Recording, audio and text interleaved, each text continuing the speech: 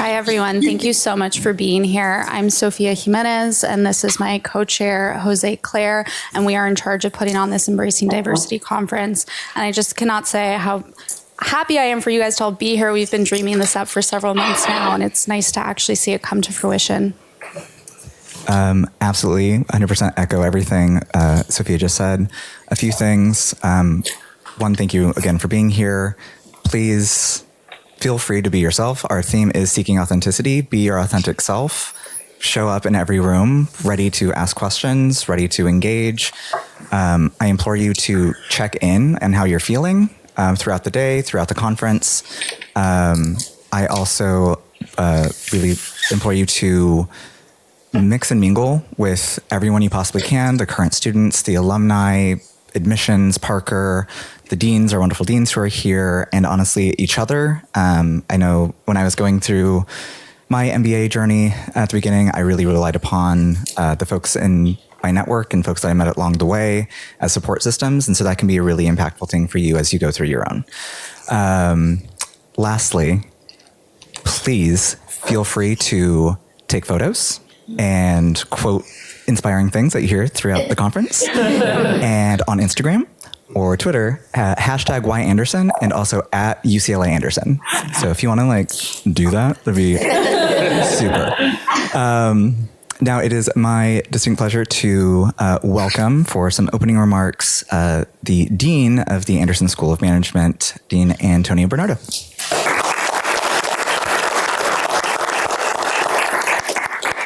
Hi, everyone. Is this working? Or I can just use my loud voice. We're good? Yeah. Okay, great. Well, good morning, everyone. It's really great to see you here. Shall I use a mic? Yeah. Okay, that's okay.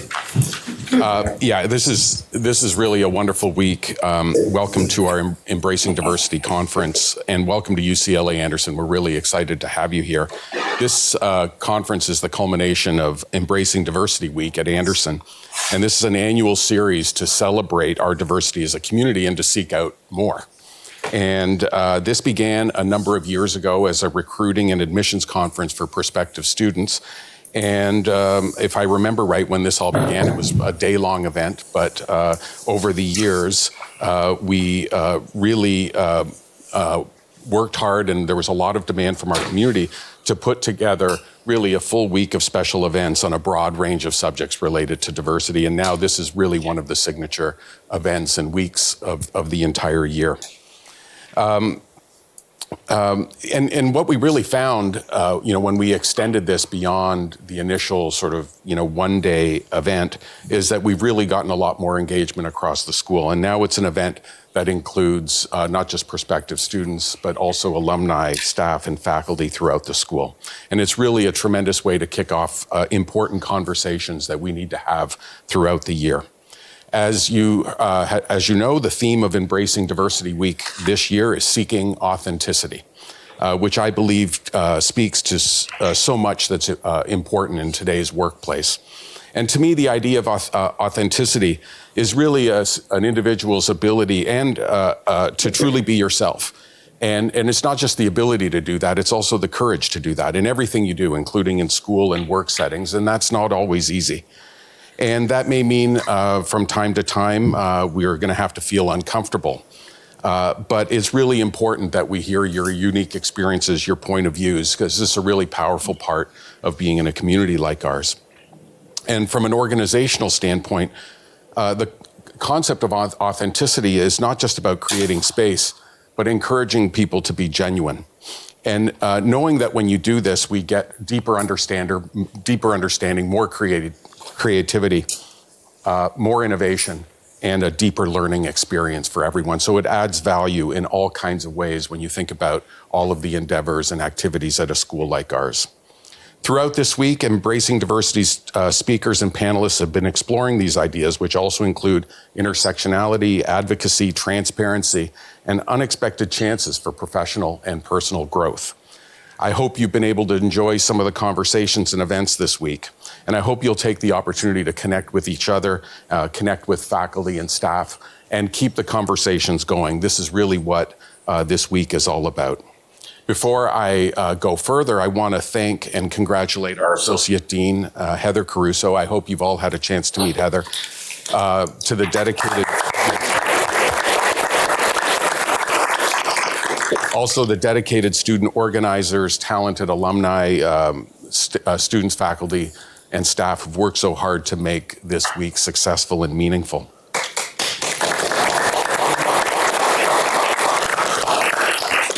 One of the things I want to emphasize is that equity, diversity, and inclusion is a critical part of the goals of the school and our strategic plan. In the last couple of years, we've been going through a pretty comprehensive strategic planning exercise throughout the school. The goal of the plan was to think about where Anderson would be distinctive, where it would create differentiation, and to really understand what we stand for. And a key component of this was equity, diversity, inclusion, and how we can enhance that in all our activities. And one of the things we did through the process as we examined all of the various activities of the school is to make sure that we had an EDI representative and lens on all of the different activities to make sure that we're advancing it in everything we do. Because our goal, our view is issues of equity, diversity, and inclusion really need to be dealt with in a systemic way in everything we do. It shouldn't be just, for example, an office where people can go and, say, speak to individual staff or raise particular issues. It really needs to be embedded in all the different things we do. And to that end, we have advanced some of the recommendations that came out of various work groups in the strategic plan. And let me just mention a few of them. One, for example, is changes in our curriculum. One of the things we learned through the strategic planning process is that it was important for us to have diverse sets of cases that dealt with diverse protagonists, but also issues of leading and motivating diverse workforces, having greater diversity in our guest speakers, expanding activities in our academic centers. We have 8 academic centers across Anderson, and it was really important that we foster equity, diversity, and inclusion in all their activities through new events, professional development programs, and community outreach. Creating new external partnerships and recruiting activities to increase the diversity of our applicant pool. Improving the way we do faculty searches and making sure that we cast a wide net and that our hiring practices promote the hiring of underrepresented faculty. And establishing a new year-round speaker series to inform and inspire conversations about race, racism, and other activities relevant to EDI. And importantly, we've got to measure our success. We've got to make sure that we provide metrics that allow us to monitor how well we're progressing and that there's transparency about all that we're trying to achieve. One particular initiative that I want to call out is a new pathway guidance program that's being led by Roy Quinto, who's here, and Heather Caruso. And the hope and goal of this pathway guidance program is to bring underrepresented students into the pipeline of graduate education. And we think this is critical for a variety of reasons. I think it's critical that we find talent wherever it is and make sure that we provide access to enormously talented people from all backgrounds. But also importantly, in our classroom, I believe it's critical for all of our students to understand and be able to lead, motivate diverse workforces and be in classrooms that represent the society we serve. In the same vein, another activity that we're very proud of is a partnership that we have between our Center for Media, Entertainment, and Sports and Howard University. And this program brings promising Howard undergrads to our campus for a 6-week summer institute. And the goal of this is to raise the number of underrepresented students pursuing careers in entertainment and sports management. So these are initiatives that we're extremely excited about. They're priorities for the school, and they're very consonant with our public mission. You know, one of the things that's wonderful about being at a school like UCLA Anderson is that we have 3 explicit missions. One is to advance knowledge, one is to educate future leaders, but the third, and equally importantly, is to serve our community. And these initiatives, we believe, not only enhance the community here at Anderson, but enhance society broadly. So we're very committed to issues of equity, diversity, inclusion in all that we do. And we're very proud of embracing Diversity Week. I think, as many have already said this week, this is an important part for an important week to make sure that this is a starting point for many conversations that we have to have throughout the year. And you'll hear from many other people today, business leaders, alumni, faculty, students, and others who have fascinating backgrounds and experiences. But again, I think the important part is that we continue the conversation amongst ourselves. So please enjoy the day, enjoy the conversations. We're so happy to have you here. And we really hope to see you all in the future as well. So thank you.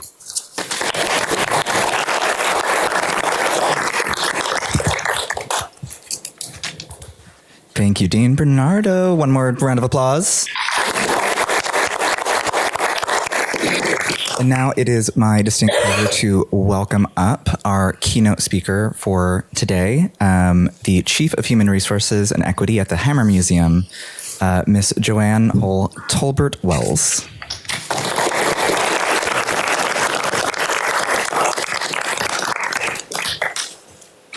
Thank you so much. It's a pleasure to be here today. All right, I just need a little logistical help here. All righty. That's not me. There we go. There we go. Nice. Right. Here we go. Thank you. Thank you. Thank you. It's a pleasure to be here, and I thank you, Heather, for inviting me to spend this time with you. I wanted to just tell you first a little bit about myself.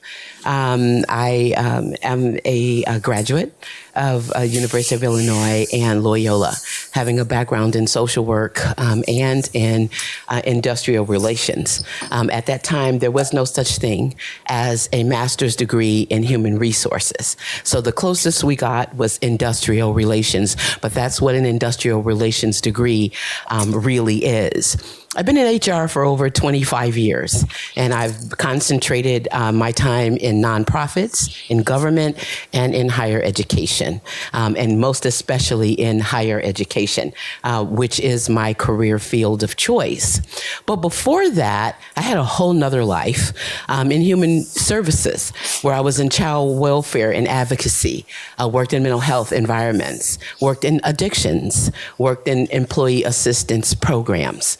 And so I come from a background of helping professions, both from a social welfare perspective and then moving into the workforce. Somehow I think back then I knew that the workplace was going to become one of the new battlegrounds for social justice, because that's what's happening right now. And I just kind of had that sense that very meaningful things were going to happen in the world of work, and I wanted to be a part of that. I am a native Chicagoan.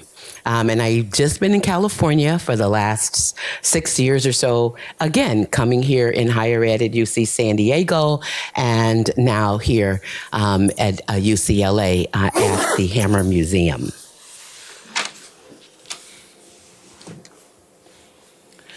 I wanted to start my portion of the keynote first talking about my own diversity statement. This is my statement. And I start with the concepts of care, concern, civility, and respect, because in my mind, that is the foundation of diversity, equity, inclusion, access, and justice. If we all operated and interfaced with each other with care, concern, civility, and respect, regardless of any real or perceived differences that we have, we're going to have diversity, because everybody's going to want to be there. We're going to have equity, because we're going to care enough about each other to be able to want to treat each other equally and fairly. We're going to have inclusion. We're going to want everybody in the room, all differences, so that we have everyone's perspective. We're going to make sure that we promote and provide access for each other. because that is what part of being of civility. And civility is all part of justice and access. And so when I was asked, and that's, I will tell you, it's new in the field of human resources now, especially in a senior leadership role, but when you're applying for a position, we now have to have a diversity statement. I'll tell you, that's new.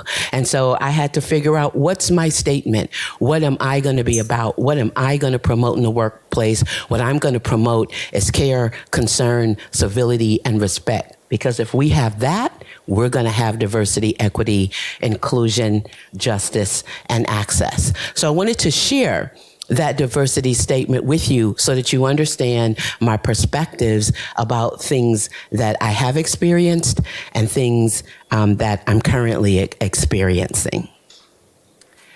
The dean talked about the need for courage, the need to be willing to be uncomfortable, the need to create space, to encourage genuineness, and an EDI lens being on everything. I probably am one of the epitomes of looking and being in situations where I needed to have a lot of courage. I was very uncomfortable. I have had to create space, and I've had to encourage a lot of genuineness in order for things to move forward. So what I call this is my 40 years of firsts. And I have had 40 years of firsts. And I'm going to share a few of those experiences with you. Trust me, I could talk about this for the next 2 hours. I have great stories.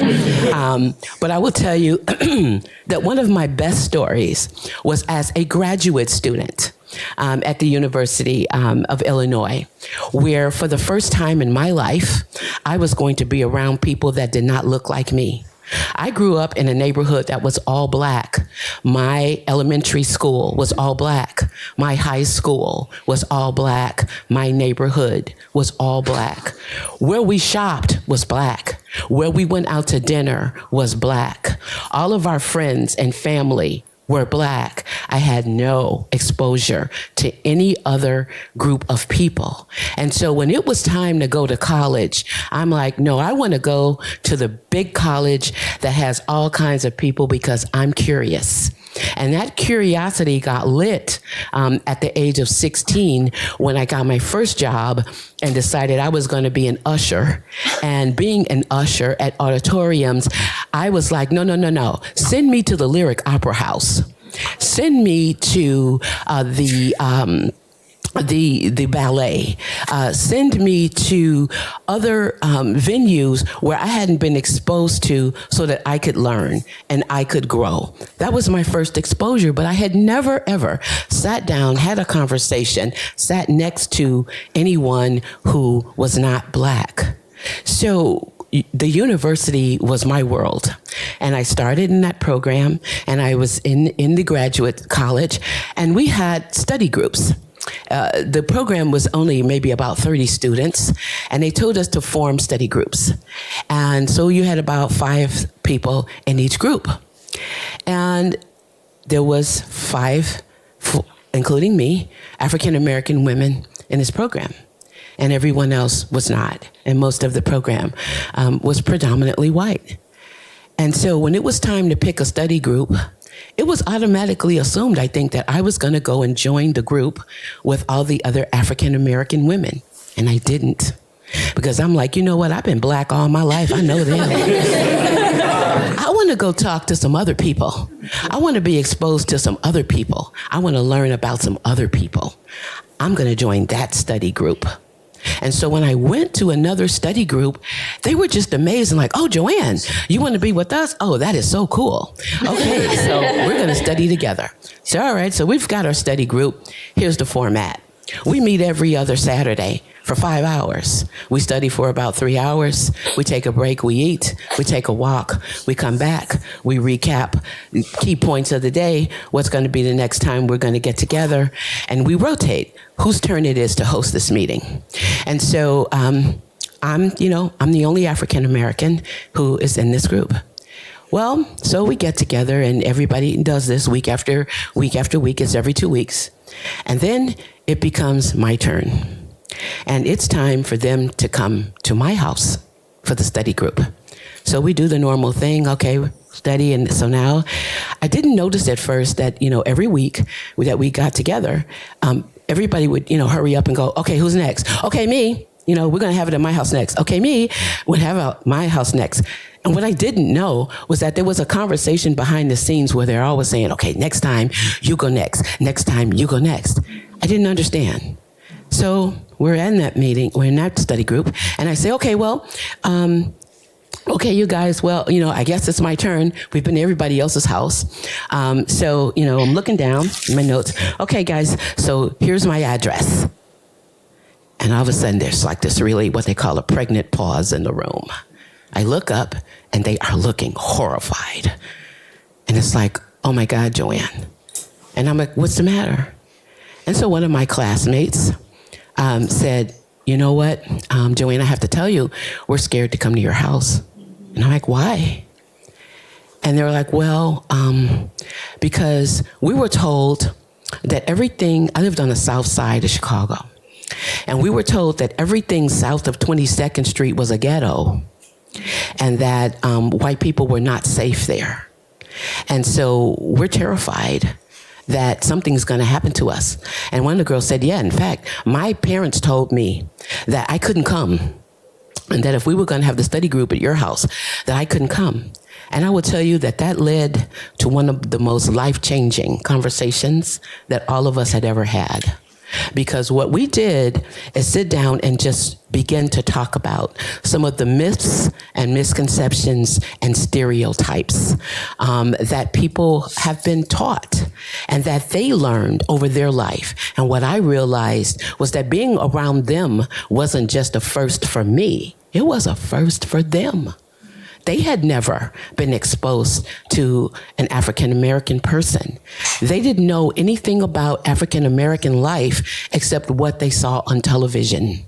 And of course, that's never great. You never see the best of the worlds when you're looking at African-Americans on television, unfortunately. And that was all they knew.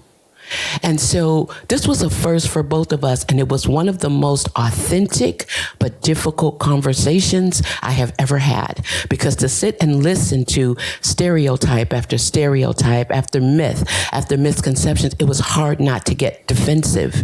It was hard not to get angry. But I thought about it. I'm like, you know what? This is your moment. If you get defensive and you get angry, you're going to shut this conversation down. And if you do, not only are you not going to learn anything else, but they won't either. No. Joanne, you got to have the courage. You got to be able to put yourself aside. You have to listen, because if you listen, you're going to learn something, and they're going to learn something too. And we had a great conversation about it. And so at the end of that conversation, one of my classmates said, they were like, Joanne, we are so mad. We are so mad at all the things that we were taught that weren't true. And just think of all the great people like you that we've missed out on because we didn't know. So we're coming to your house. Everybody in the room was like, yeah. We're coming to your house. I said, okay, well, none of us had a car, right? So of course, part of our dialogue was always, okay, here's where I live and here's how you get there. And we're given train and bus, So I said, okay, fine. So here's my address. And then I start to give out, directions on how to get there. And all of a sudden they go, oh, no. We're driving. Okay. All right. Okay. Here we go. We just had 3 hours of conversation about this, but okay. I'll take it. And so they're driving. They come to my house.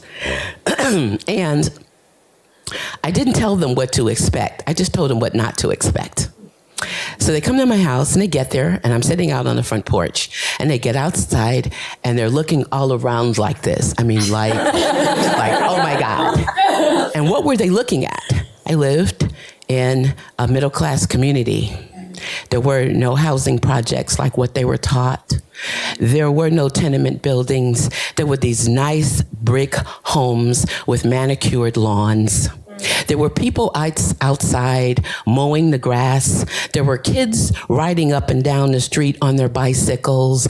There was music playing because people were outside gardening and in their backyards barbecuing. This is not what they were told. And so it was not what they expected. And they just kind of got outside and they just thought this was just a marvelous thing. And we had another 1 hour watershed conversation right there on my front porch about assumptions and how cheated they felt about being told these things because they didn't know that Black people live like this. That was not what they said, what they were told. We go on inside, we have our study group, and then it's time to take a break, eat, and take a walk. All right, here we go. So, my mom made chili for us. That's her famous thing on Saturdays. We had chili, and she invited us upstairs. And what my mom did is she sat us down at the dining room table, and she called my father in from outside, who was mowing the lawn, to come eat. And so here's me and my study group, and my mom and my dad sitting at our dining room table eating together. That was a first. That was a first for my mom and my dad too. And I'm not thinking this is going to happen. I'm thinking we're going to come upstairs, go in the kitchen, grab some bowls, dump some chili in there, and do what we normally do. My mother told me later, she said, I overheard your conversation on the porch this morning when you all were just talking about, myths and misconceptions, and I just wanted to contribute to that in some meaningful way. You go, Mom. That's my mom.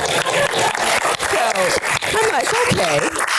So they had lunch with me and my parents at our dining room table and talking, and that was the first experience for them.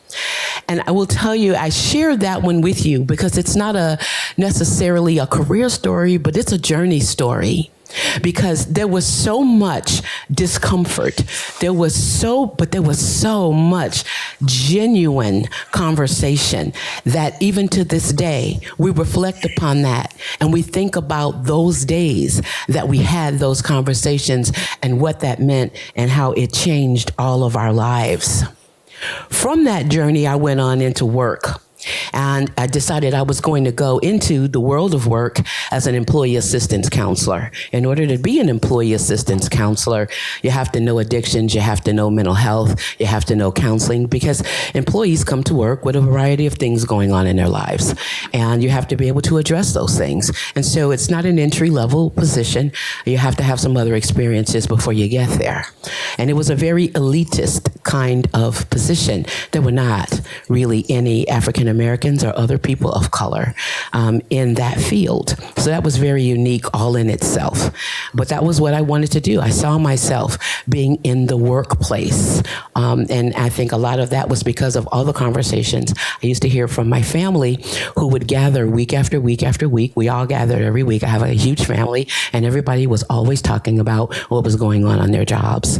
And it made me really realize how much what happens to you at your workplace affects everything else in your life.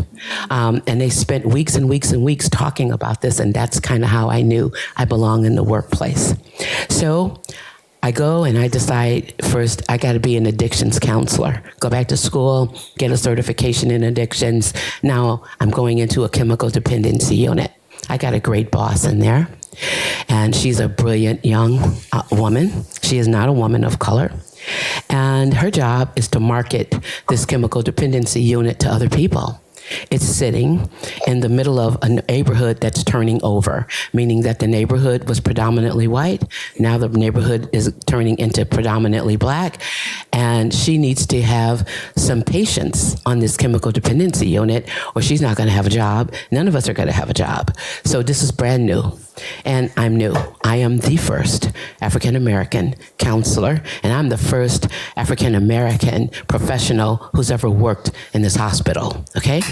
So, I'm like, okay, big pressure being the first. And so we're working together. We're probably in month 1, and she's come to me. She's a great business strategist. She says, Joanne, you know what? We need to get these companies and other neighborhoods and people to see that, this is an okay place to be, and that, we can service Black clients, and we do want Black clients here on the unit. So here's what I want. I'm going to go out on my marketing things, and I'm going to invite people on the unit. And when I do, I want to make sure that I introduce them to you, so that they can see that we do have some Black staff. Matter of fact, I want you to go with me on some of these marketing tours, and so that they can see that we do have Black people who work here, and that this is going to be an okay place to be. I'm going to stop for a minute and ask you, what's wrong with that picture? You're the only one. Tokenizing. Say that again? They're tokenizing you. Tokenize them, okay. This lady really had no clue that that's what was happening. She had the best of intentions. She's looking at this totally from a business perspective, that she's trying to drive clients in here. She had no concept of tokenism at all. Well, I don't have much of a concept either. I mean, I'm like all of 23. What do I know? I hadn't had any experience with that. And I said, okay, so we're talking about this, and the more and more we talked about it, the more and more it didn't feel right. So I said, okay, well, then I don't know that I want to do that. It led to another watershed conversation. And so I went to her and I said, I don't think I want to do that. Are you understanding what you're asking me to do? You're asking me to exploit my Blackness for the benefit of this organization, and I don't think that's okay. I understand what your business need is. I need you to understand how that affects me. And she got very angry. She got very defensive, told me I was overreacting, and if she didn't get people on that unit, none of us were going to have jobs, and et cetera, et cetera, et cetera. And she just she didn't get it. I went home. And I'm like, okay, what am I going to do? Because I know I'm not going to be able to continue to do this. She doesn't understand. I'm going to have to quit this job. So I type up my letter of resignation, and I get ready to come back into the office the following Monday, and I'm going to resign. And before I could cross the threshold, she comes to my office. She goes, Joanne, you got to come meet with me. And I go and meet with her. And as soon as I come into her office, she's crying, and she's apologizing. And she's saying, I had a conversation with my significant other at home, and they explained to me what you were trying to say, and I didn't get it, but I get it now. And I am so sorry, and that is not what I meant, and I didn't mean to offend you. And right then and there, as I'm talking to her, I tore the letter up. But that was also my moment when I said, okay, I see that I'm going to have to be a pioneer here. I am going to have to continue to have these conversations because, again, I could have gotten defensive. I could have gotten angry. I could have gotten upset. But if I did, it would have stopped the dialogue, and she would not have learned anything about tokenism. That would never have come up, and she would have done that again. And that was when I kind of knew that was probably going to be one of the things that I was going to have to continue to do in my years of being first and pioneering, was I was going to have to be willing to continue to put me aside and have these difficult conversations so that you are not the first. And so that when you are the first, you are willing to have these very difficult conversations with people that are going to hurt your feelings when they say things that you know are not true and don't ring true for you and the groups and culture that you come from. But you got to be able to hear it and listen to it, because if you don't, then how are they ever going to learn anything differently? They're talking to you. That's your moment. And I have other moments there that I can share. Like I was in a staff meeting, different employer. We're looking at a film. I'm in the room. Again, I am the first. I'm and the only. And I'm in a staff of people, and we're looking at a film. And our boss says, I'm interested in your feedback about the Black family, about the families in this film. I especially want to hear your perspectives about the Black family. Do they seem really Black to you? They seem middle class to me. And one of my wonderful co-workers speaks up and goes, well, that's really Black. And she didn't know what to say. And she kind of fumbled over that. Uh-oh, here we go. Another conversation. So I did. I went to her office and we had a conversation about that. And again, she was angry and she was defensive and she was talking about it. And she's telling me how she came from the 70s and she was part of the Black Power movement and her roommate was Black and, et cetera, et cetera. And I said, and I hear you, but what you're telling me about are things that happened 20 years ago. And I think a lot of things have happened since then. And so she said, well, you're telling me, after all these years that, you don't want your Blackness recognized. Because one of the things I was talking to her about were other things that had been happening. Well, over and over again, I'm reminded that I'm Black. I'm reminded that I'm the first Black person in the job. I'm reminded that clients many times would cancel appointments because I don't have a Black name. And when they would come into the office and they would see that I was Black, they would walk back out. Or they would not come back. And she would remind me, oh, Joanne, it's because you're Black. It's because I must have heard it's because you're Black 20 times. And so when I had that conversation, I talked to her about it. And she says, well, you're not fighting for your Blackness to be recognized. And I'm like, no, it's pretty obvious, I think. What I'm fighting for, I just want to be treated like everybody else. Everybody else here are master's degree professionals who do their jobs, and that's all I want to be. I don't want to be the Black one. I just want to be one. That's all I want to be. And she didn't understand that, but she did later. She came back to me later, thanked me for the conversation. And my only thought, and that was when I was personally convicted, I said, from now on, I can't let anybody else experience these things. And if I'm the first, and I'm gonna have to have that conversation so that nobody else has to have that kind of conversation. And so that was another one. And it has resulted in some really great things. Getting to set the example as a senior executive. Getting to deal with what I'm going to call the moving bar in terms of where do we set the bar on how we say what's professional and what's good and what's great. And now I'm in that role. And that's a real different view because people did not see their senior executive as being an African-American woman. I was the second in command of a state agency. We had $2 billion worth of assets that we are managing for the state. I am in a room constantly with presidents of universities representing my organization. I am making policy decisions. I am making financial decisions. This was a very different experience for a lot of people. In fact, one of those meetings, one of the college presidents walked up to me and he said, you know what? I'm looking around here for some coffee. You think you can go get me some? And I said, you know what? I've been looking for some coffee too. And when you find some, would you let me know so we can both have a cup? And he didn't understand what was wrong with that because what he saw is he saw an African-American woman who was standing next to the person who is the admin in that environment, and she happened to be African-American too. So he assumed that since I was talking to another administrative assistant that I must be one. He had never seen me in those meetings before. That was a watershed moment for him. It was also one for me as well. And he and I ended up having a conversation about that later as we ended up in a focus group together. Again, the courage to talk about a variety of things led to a lot of change. How do we intersect all of that?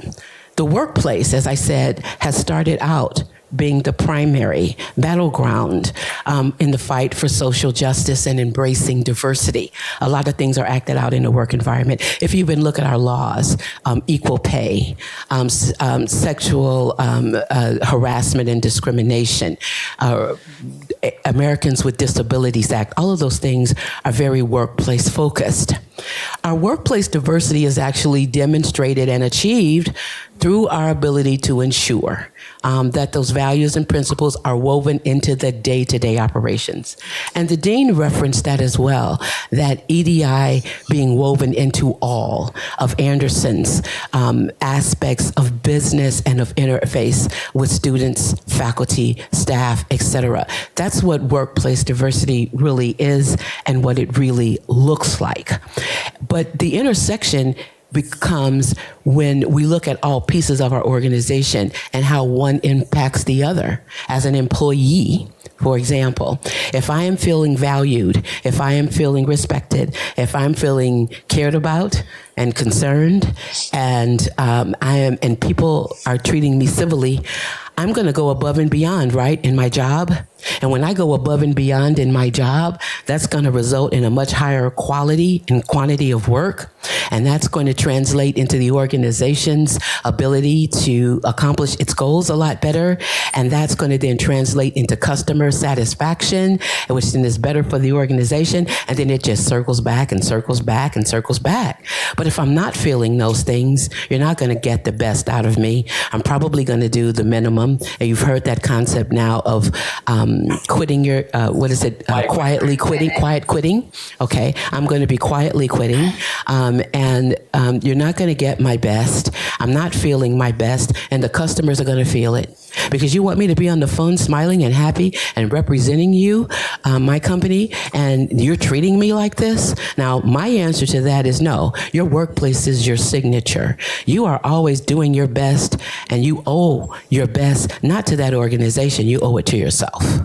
So I don't care what a crummy place it is to work. You deserve your best. You deserve to do the best work that you can because you are your signature. So never let someone change your standards because of how they are choosing to act. And so I didn't ascribe to that, but I know that many people do.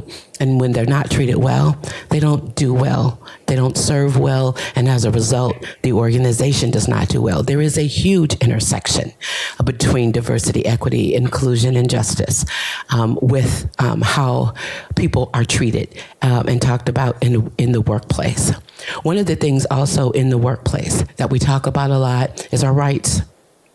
And people say, well, I have a right to be my authentic self, and I have a right to bring my authentic self to work. And what I will tell you is that sounds real nice, but no, you don't. Because your authentic self might hold some beliefs and values and principles that are not going to sit well with other people.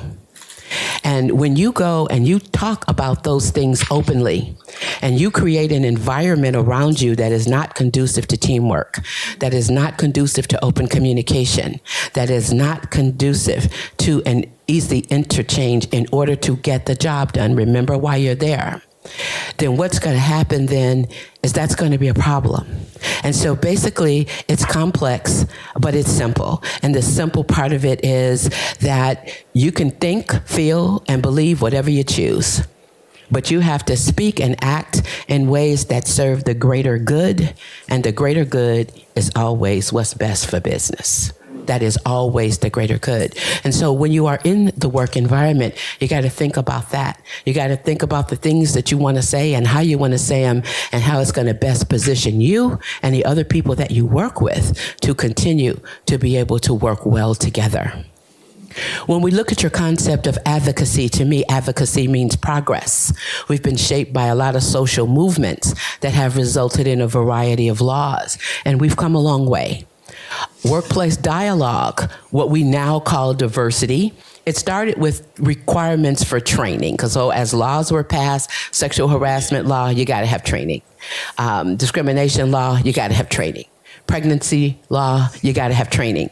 Well, the conversations at work started about training, and then they ended up going more into talking about tolerance, talking about acknowledging, talking about celebrating, and then embracing our differences. So the whole conversation shifted from just talking about training and laws to really some genuine conversation and learning about each other and how we were going to embrace the differences between us in order to do what we needed to do and accomplish our common goals. And that's where the engagement needle changed as well. When we talk about transparency, what the dean even referenced is looking at things through a DEIJA lens.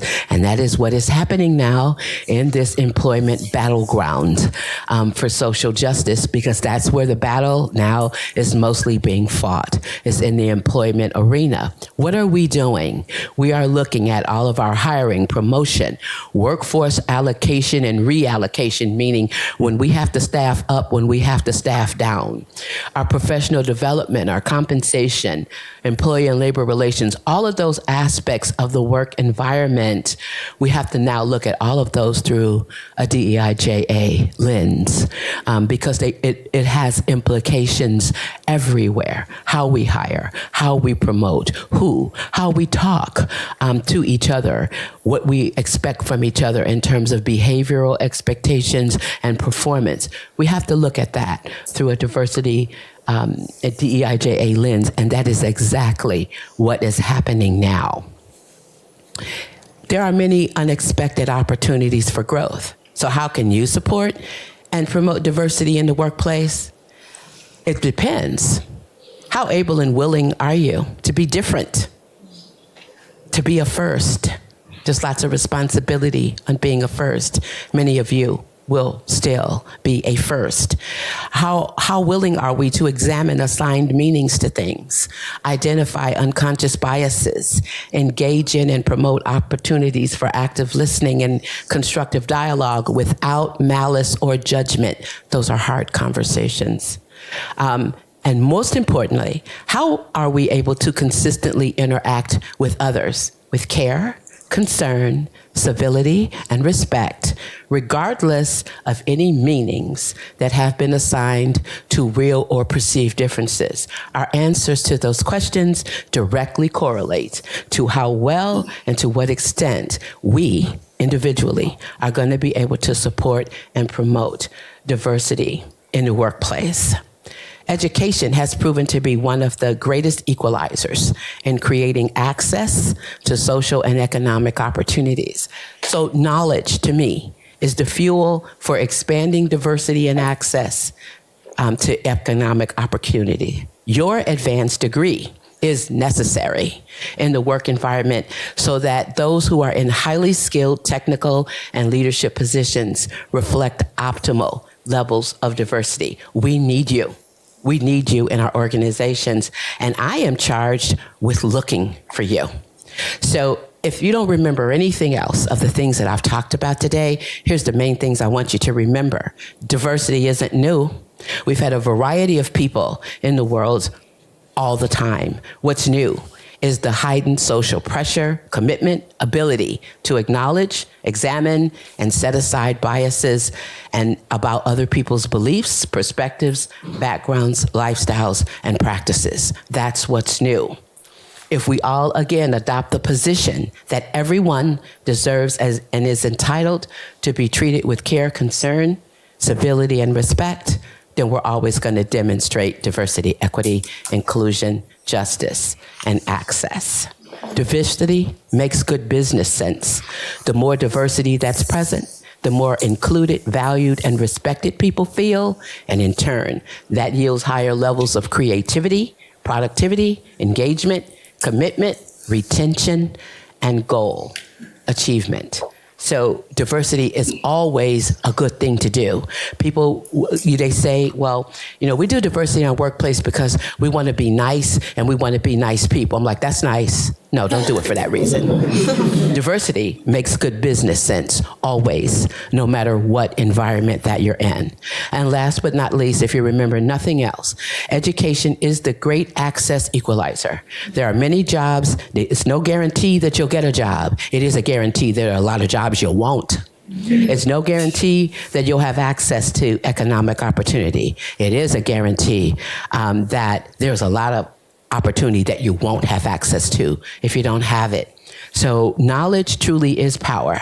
And through our ongoing informal and educational pursuits, each one of you, each one of us is going to acquire ever increasing power to create, support, and sustain authentic system change.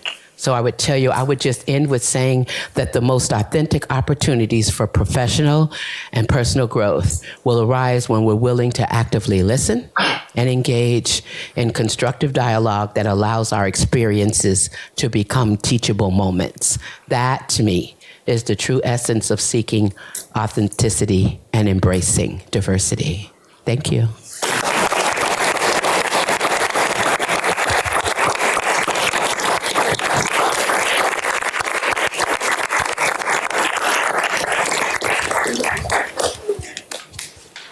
All right, one more little round of applause for our keynote speaker. Thank you so much for being here.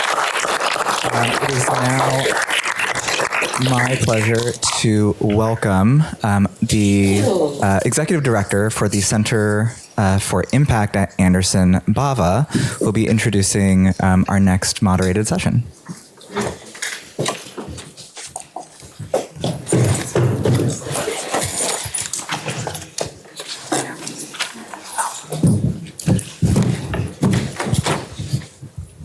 I'll have you come up as well, Tina. Hi, everyone. I'm Bhavna Sivanand. I'm the Executive Director for the Center for Impact, as you heard. Do you have a choice on where you want to sit? No choice. For those of you that are new students or prospective students in the audience, I thought I'd take a minute just to kind of tell you what the Center for Impact does. Essentially, similar to the other centers at Anderson, we are focused on 3 audiences. Sorry, these chairs are always a little clunky to get into. So apologize for that. 3 audiences are obviously you, the students, and prospective students, as well as alumni and industry, and then also research and faculty and PhD students. So focused on students, what we do is we have a specialization in social impact. We have a number of courses in curriculum, and we're constantly adding new courses to our curriculum. In terms of our community serving experiential opportunities, we have 2 programs, one focused on social impact consulting, and the other focused on impact investing, where students actually get to experience investing in a real company with real money that we have, and we have a real fund. And then the other events that we host are Impact Week and High Impact Teas. And then focused on our faculty and research, what we've been working on for the last 2 years is looking at how public companies in the U.S. Actually share their metrics on environment, social, and governance issues, and looking to see if we can work with companies to help them get to a better place with more transparency. So that's what the Center for Impact does. If you have any questions, I'm around. Our office is always open, so you're welcome to come and hear more about what we do. But without further ado, we are here to hear from our distinguished speaker, Tina Castro. So I'm going to introduce her. And we're going to change things up a little bit for this session. So I'm going to start off with a few questions, and then I'm looking for Mariana in the audience. Oh, there you are. Bring up Mariana to ask some more questions from a student perspective as well that she's been collecting. So without further ado, Tina. Tina is a managing partner and co-founder of Avivar Capital, bringing over 20 years of experience from the fields of finance and investment management. Tina co-leads the firm's overall business activities and serves as an impact investment advisor to Avivar's clients, providing guidance on the development and execution of impact investing portfolios and funds. Prior to founding Avivar, I'm saying Avivar correctly, right? More or less. Okay. It's Avivar. For those of you that speak Spanish. Okay. Tina was the director of impact investing for the California Endowment, and prior to that worked in the investment management division of Goldman Sachs. At the California Endowment, a health-focused private foundation with over $3 billion in assets, Tina developed financial vehicles and strategies that delivered solid financial returns, leveraged significant additional investment capital, and supported TCE's Building Healthy Communities goal. Tina has designed and built impact investing portfolios for a range of institutional clients, from developing strategy, policy process, designing social and financial portfolio monitoring, reporting systems, to sourcing, diligencing, and structuring transactions across a range of asset classes and return expectations. Tina is a CFA and has an MBA in finance from here, UCLA Anderson, as well as an MA in international affairs with a focus on international business from the University of Miami. So please join me in welcoming Tina.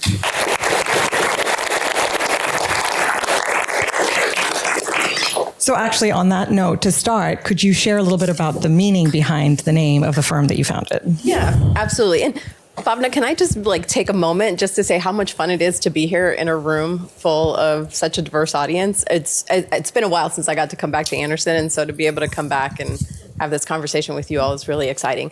And if you don't mind, I'm also going to just start with a selfie so I can make it a little fun. Anyway. No, I'm not kidding. Like crowd in.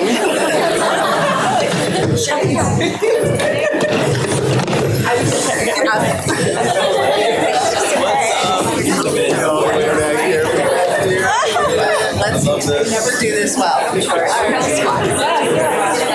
was feeling pretty comfortable with you, Yeah. Oh, good idea. Yeah.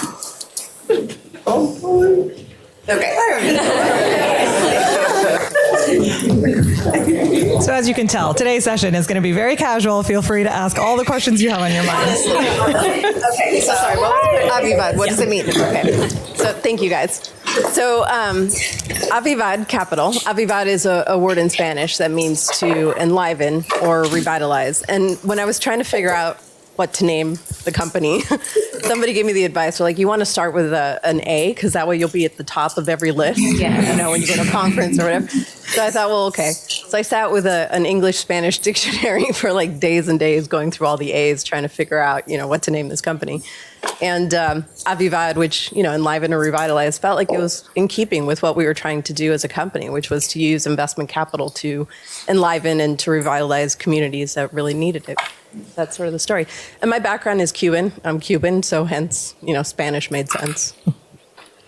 And so impact investing is a relatively new field that I would say brings together the world of venture capital, philanthropy, investing in social impact.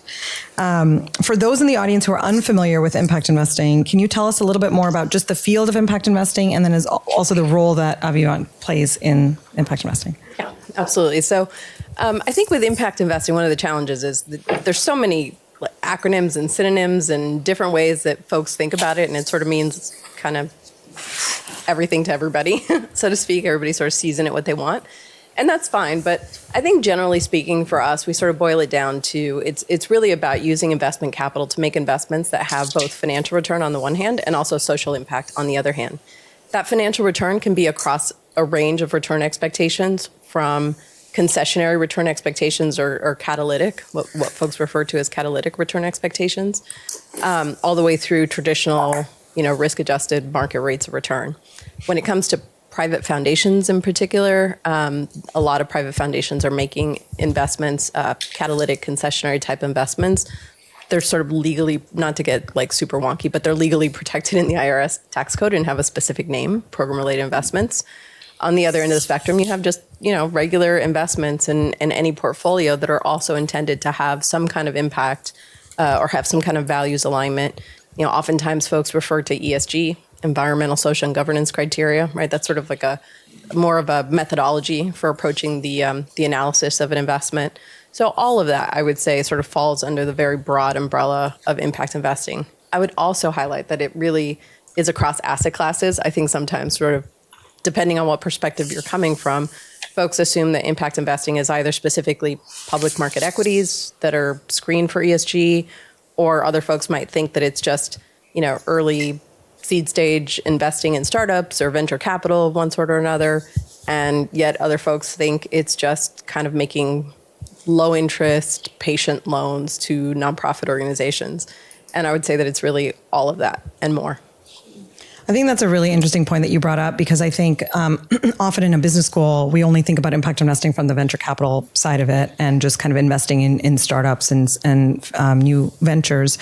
But you're seeing impact investing happening, of course, in large foundations, government agencies. Like, what's the range of people that are now involved in trying to do something related to sustainable finance? There's a really broad spectrum. And that's a really good, if you are in fact interested in impact investing, I think that's kind of one of the first questions you want to ask yourself is sort of where in that landscape do you see yourself, and there's a lot of different ways to enter into the field. But there, in terms of, if you sort of think of the landscape broadly, there are the asset owners, the people with the money to invest. There are the investees, the recipients of capital. There are oftentimes the intermediaries between them, so a variety of different types of funds, community development, financial institutions, various types of intermediaries that help the capital get from the asset owners to the investees.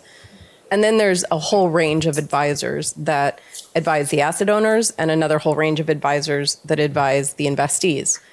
And then beyond that, there's sort of all what we would kind of refer to as the ecosystem builders, you know, the glue in the system, all the various universities that now have programs, MBA programs around impact investing that are conducting research, various centers for impact and various impact investing centers. They have all sorts of names. So there's a whole range of actors in the ecosystem. And among asset owners, there's an increasing number of types of asset owners. So foundations is obviously a big one. Increasingly, we're seeing family offices entering the space because they're seeing opportunities to both make money and do good. And then we're seeing health systems, banks. We've seen increasing corporations investing off their balance sheets. I'm sure you've seen some of them out there. For instance, Salesforce, I think, just recently launched their second impact investing fund. Microsoft has a fund. Google has a fund. Amazon has a fund. Apple has a fund. Apple has a huge commitment to affordable housing in the state of California. So there's just REI. That's another one. Tin Shed Ventures. So there's a variety of corporations who are looking for opportunities to deploy capital off their own balance sheets. And then following the murder of George Floyd, you also had a lot of corporations stepping up, making big splashy headlines about commitments to diversity and along that big commitments of capital, some of which have come to fruition, I think, more so than others. But there are plenty of investing activities kind of in that arena.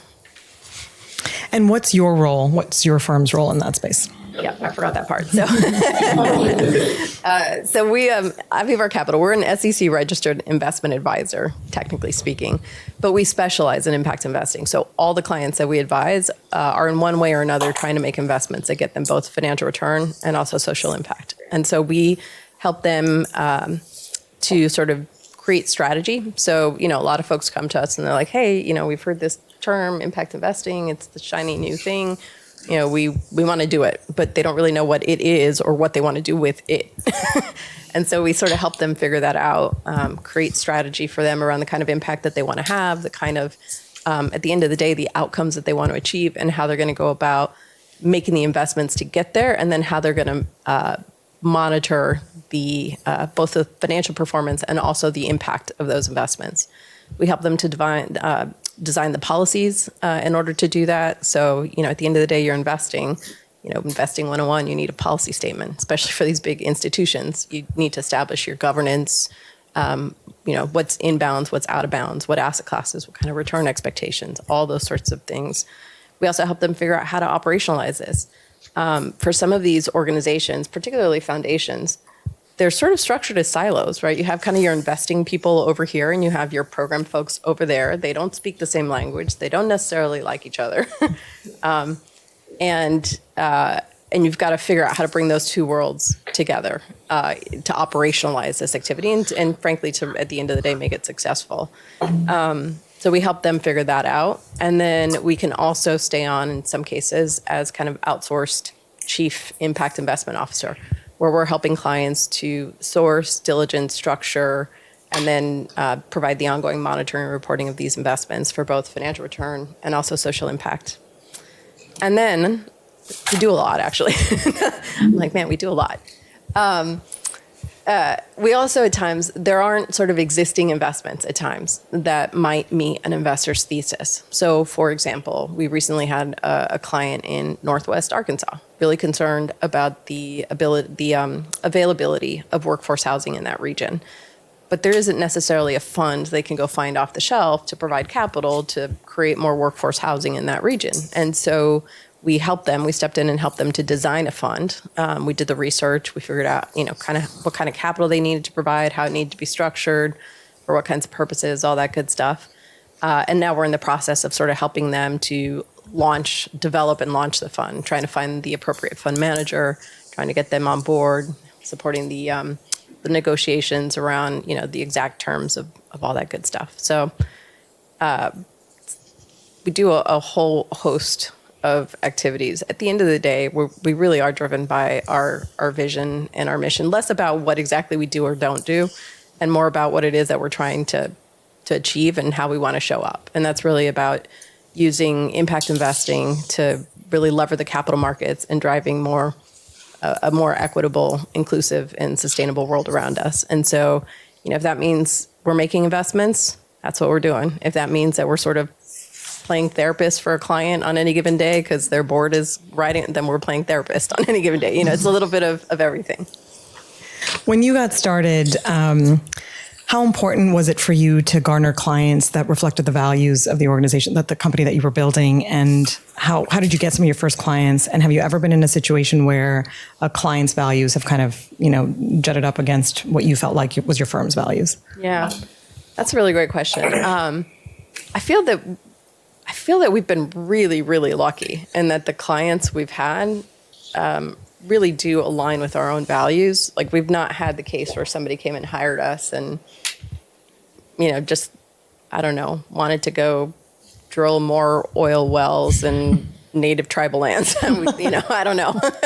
We haven't really encountered that yet. And I think it's a little bit because it's a self-selection process, right? There's a bit of dating and courting that happens before you kind of sign on with a client. And if there isn't a fit there, we sort of tend to self-select out. We're not so excited about signing up. Right. And they could probably go find somebody else who's going to be more jazzed about helping them do that than we're going to be. Right. Now, it doesn't mean that, it's a love fest with every client. We have some who can be challenging. We have some who really come to us and really want to be in partnership with us, really value sort of our advice and our guidance and our experience. That's wonderful. We love that. And then we have some that are like, toddlers who fight us every step of the way. Just don't want to hear it. And you're like, well, but you're paying me to tell you. And then I'm going to do what I want to do anyway. We're like, okay. So there is that struggle at times. But even that seems to resolve itself relatively quickly because at the end of the day, they don't want to keep paying us if they're going to do whatever they want to do. So, we tend to part ways. But we've been really fortunate.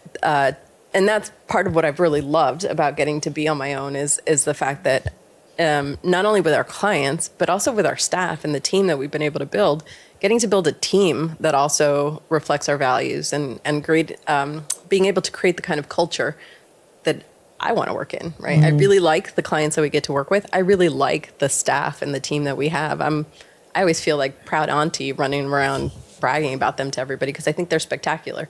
And I think that's been the funnest part is just really being able to create that culture. And I think you talk a lot about culture.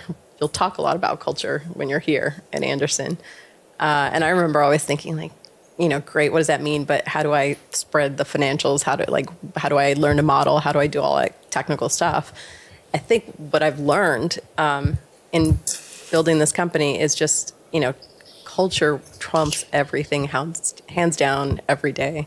You can find people, if you find people who have the same kind of passion and values and commitment, and the same kind of drive and have the same kind of values and want to achieve the same kind of things you do, they'll learn whatever they need to learn. Like and for you as you're out there, if you find a place where you fit and where you feel like, they share your values and your goals and objectives, but you don't tick off, they have 10 requirements and you maybe only have 6 of them, it doesn't matter. You'll go figure it out because you'll be motivated to go figure it out, right? And they'll be motivated to help you figure it out, to support you in figuring it out. So, and that's kind of how we are when we're sort of building the team. If we find folks who we know are a good fit and share our values, we will invest in them heavily around training and education and mentoring and development and all that, because that's really at the end of the day the thing that matters and that makes it all work or not work is that those shared values and that shared culture. I think that's such a great point about the investment that you make as a company into your employees and all the different ways that can show up. I want to shift a little bit and just we've been hearing a lot about intersectionality. We heard about that in the last session from a perspective of just how diversity, equity, inclusion, all of those intersect. But I'd like to say that I see a lot of intersection between EDI, and I'm saying that on purpose, starting with the equity piece first, and social impact. I think the idea of social impact is really about, reducing inequities in society, about serving unserved and marginalized communities.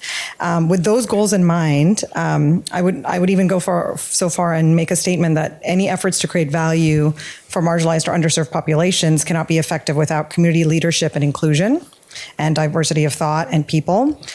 So I was going to ask you, do you agree or disagree with these statements? And can you share more about how you think about equity, diversity, inclusion in the work that you do to create social impact in the community? Yeah, no, I absolutely agree. I think the folks who are at the table doing the work to address these inequities in communities and in places need to represent those communities and those places and those experiences. I mean, you heard from our keynote speaker, her study group, terrified of coming to her neighborhood. Well, if they're responsible for making decisions about what kind of capital gets invested in her neighborhood, but they've never been there, they have no idea what it is to grow up in her neighborhood, have a completely skewed perspective of what that neighborhood is, they're never going to be able to make a good decision about it, right? They're just going to assume the risk is off the charts. They've got to get 50% IRR to compensate them for that risk, and therefore no investment is ever going to make any sense. But if you come from that place, if you've lived there and you know what the reality is, you have an ability to sort of assess the opportunities and to truly understand what the risks really are and figure out how to mitigate those risks in a way that somebody from the outside doesn't. And so I think it's imperative that from our perspective, that the staff that we have, the team that we build, reflects the communities that we're trying to serve, because otherwise I think we're going to miss the mark. And it's, for us, it's not only kind of a moral imperative, I think it is the right thing to do. And frankly, it is who we are, case in point. But it also just makes business sense, like was already said this morning. There is plenty of data and research that now shows that diverse teams, companies with diverse boards, with diverse leadership, actually have better outcomes, have higher returns. When it comes to gender, there's also research that shows that teams of all women except for one man tend to outperform other types of gender mixes. So there is actually real bottom line impacts around having diversity. And when it comes to sort of sitting around, I've experienced it personally, when it comes to sitting around the table and trying to figure out how to solve, thorny issues that have been, problems for generations. These aren't, we're not sort of making the standard investing in a high rise in downtown LA. We're trying to figure out how to build, affordable housing in highly distressed, maybe really remote rural areas, or, things that don't have easy answers. It's really important to have a diverse set of opinions and perspectives around the table. I don't want a team who's all going to tell me they think I'm brilliant and that I've come up with the answer, and then, we all crash and burn. I want folks sitting around the table who have difference of opinion and who are going to tell me what they think, why they agree, why they disagree, and who are going to show up with everything that they know and everything that they are and bring that to the table in the conversation. And yeah, it's great when they agree and they think I'm brilliant. That's fun. But it's great when we arrive at a better place together than I might have been able to get on my own. And, and we don't always land in the same place. But at the end of the day, when we make a decision, everybody sort of rallies around and works really hard to sort of achieve a good outcome. And so yeah, I think it's absolutely critical that you have people at the table who reflect the communities that we're trying to serve, who have those lived experiences. And how do you elicit that diversity of thought and opinion and perspectives in a meeting, for instance, where, majority of the room might be on board for a particular direction and somebody sort of, you feel like maybe has a dissenting voice? How do you elicit that as a manager, as a, founder? Yeah. So I like cold calling. When you're sitting in a room and there's somebody who's quiet and not sort of contributing much, then, I'll generally ask them and try and draw them out. And whether that's in a room with my own staff or frankly, I do a lot of webinars and facilitating conversations. And man, these days on Zoom, you get a screen full of faces looking back at you with nobody, and nobody has anything to say. And you're like, well, we can sit here and look at each other for the next hour, but it's more interesting if, you share what you're thinking. So I'll start calling on people and I'll ask them, and then I'll ask somebody else what they think about what so-and-so just said and try and, drive a conversation that way. But I think, more than that, sort of more than the tactic around it, I think what really creates an environment that allows people to speak up is that there is a lot of trust and communication. And that is what underpins ultimately the collaboration. Right. And there's, when going back to the issue of culture, you have to create a culture where people feel like they can speak up. And there's a lot written about sort of the idea of psychological safety. So creating an environment where people can ask the questions that they think are maybe the dumb question, or make the point that they think is maybe a dumb point, or that they're afraid to make, and feel like there aren't going to be negative repercussions as a result. So I think we've worked really hard to create that kind of environment within our team where, we sort of respect that everybody has a perspective, everybody has an opinion. There's never like truly a dumb question. There's never a dumb point. Everything is sort of worthy of consideration. And I think we also sort of recognize among the team that there are folks who are, everybody's really brilliant in their own right, but there are some people who are brilliant about one thing and some people who are brilliant about another thing. And it's really important to have that trust so that people feel comfortable enough and secure enough to both be a teacher of what they know, but then also be humble enough to be a student of what they don't know and be willing to listen to others around them. And so that's, when we're recruiting, those are sort of some of the characteristics that we're kind of looking for, is that ability to really own your space and own your expertise, but also be humble enough to know that you don't know it all. And you need to really look to your teammates to shore you up when you don't, and to ask those questions. And then ensure that we're sort of creating the opportunity for people to develop those relationships and that trust to allow that interaction. And I will say that's particularly challenging in a remote environment. But we're making it work. We just recently, we actually grew quite a bit during COVID. And so there were people I had hired, had never met in person. And there were teammates who had never met each other. And so we just recently flew everybody out on the team. It's like 14 people now. Flew everybody out to San Francisco for a big industry conference that was happening. Massive expense. But well worth it in terms of giving the team an opportunity to come together and to build those personal relationships that hopefully now will sustain the kind of communication, collaboration, and trust that's really necessary to create that environment that allows people to push back on each other in a respectful way, but to really show up and sort of push on the ideas to get to a better outcome. I'm sure people in the audience are curious about not only your professional journey to get to where you are today, but also just the interweaving of your personal story, personal journey. How did working to better society become a passion of yours? Yeah.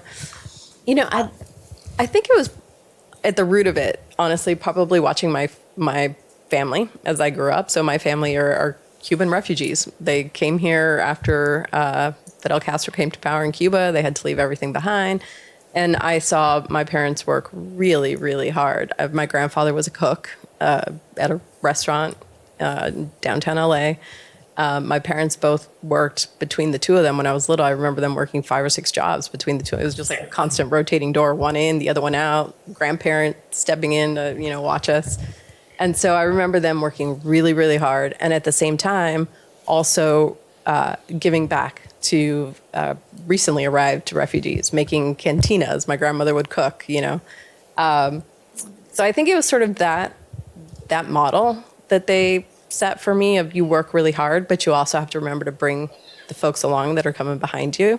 And so I think I just kind of grew up with that desire to help others around me, and also feeling really lucky for the opportunities that I had and wanting to make the most of those and really take advantage of those, and feeling a responsibility to do that. And so I think that's probably where it stems from. And so early on in your career, you were more traditional kind of, you said, So I did start out at Goldman Sachs, which is actually quite ironic. Not at all where I ever saw myself landing. When I was hired at Goldman Sachs, I honestly couldn't tell you the difference between a stock or a bond. No idea. Honestly, couldn't even tell you who Goldman Sachs was. Never heard of them. Didn't really care. Wasn't on my radar. I think my mom's greatest fear was that I was going to end up living in, a hut in a third world country, helping starving children and being unable to take care of myself for the rest of my life. That was sort of more my career trajectory. But I did have, when I was finishing my first master's program, I had a woman that I knew at the Career Center there who called me up on a Sunday and said, hey, you should really talk to my mom. She knew I was looking for a job, and I was this was in Miami. I was at the University of Miami. And I was trying to stay in Miami because I had just gotten married. I got married super young. I was like 24 maybe, and still in school. My husband had just started law school at the time. And so he was in Miami, so I was trying to stay in Miami. I wasn't trying to have like a long distance marriage.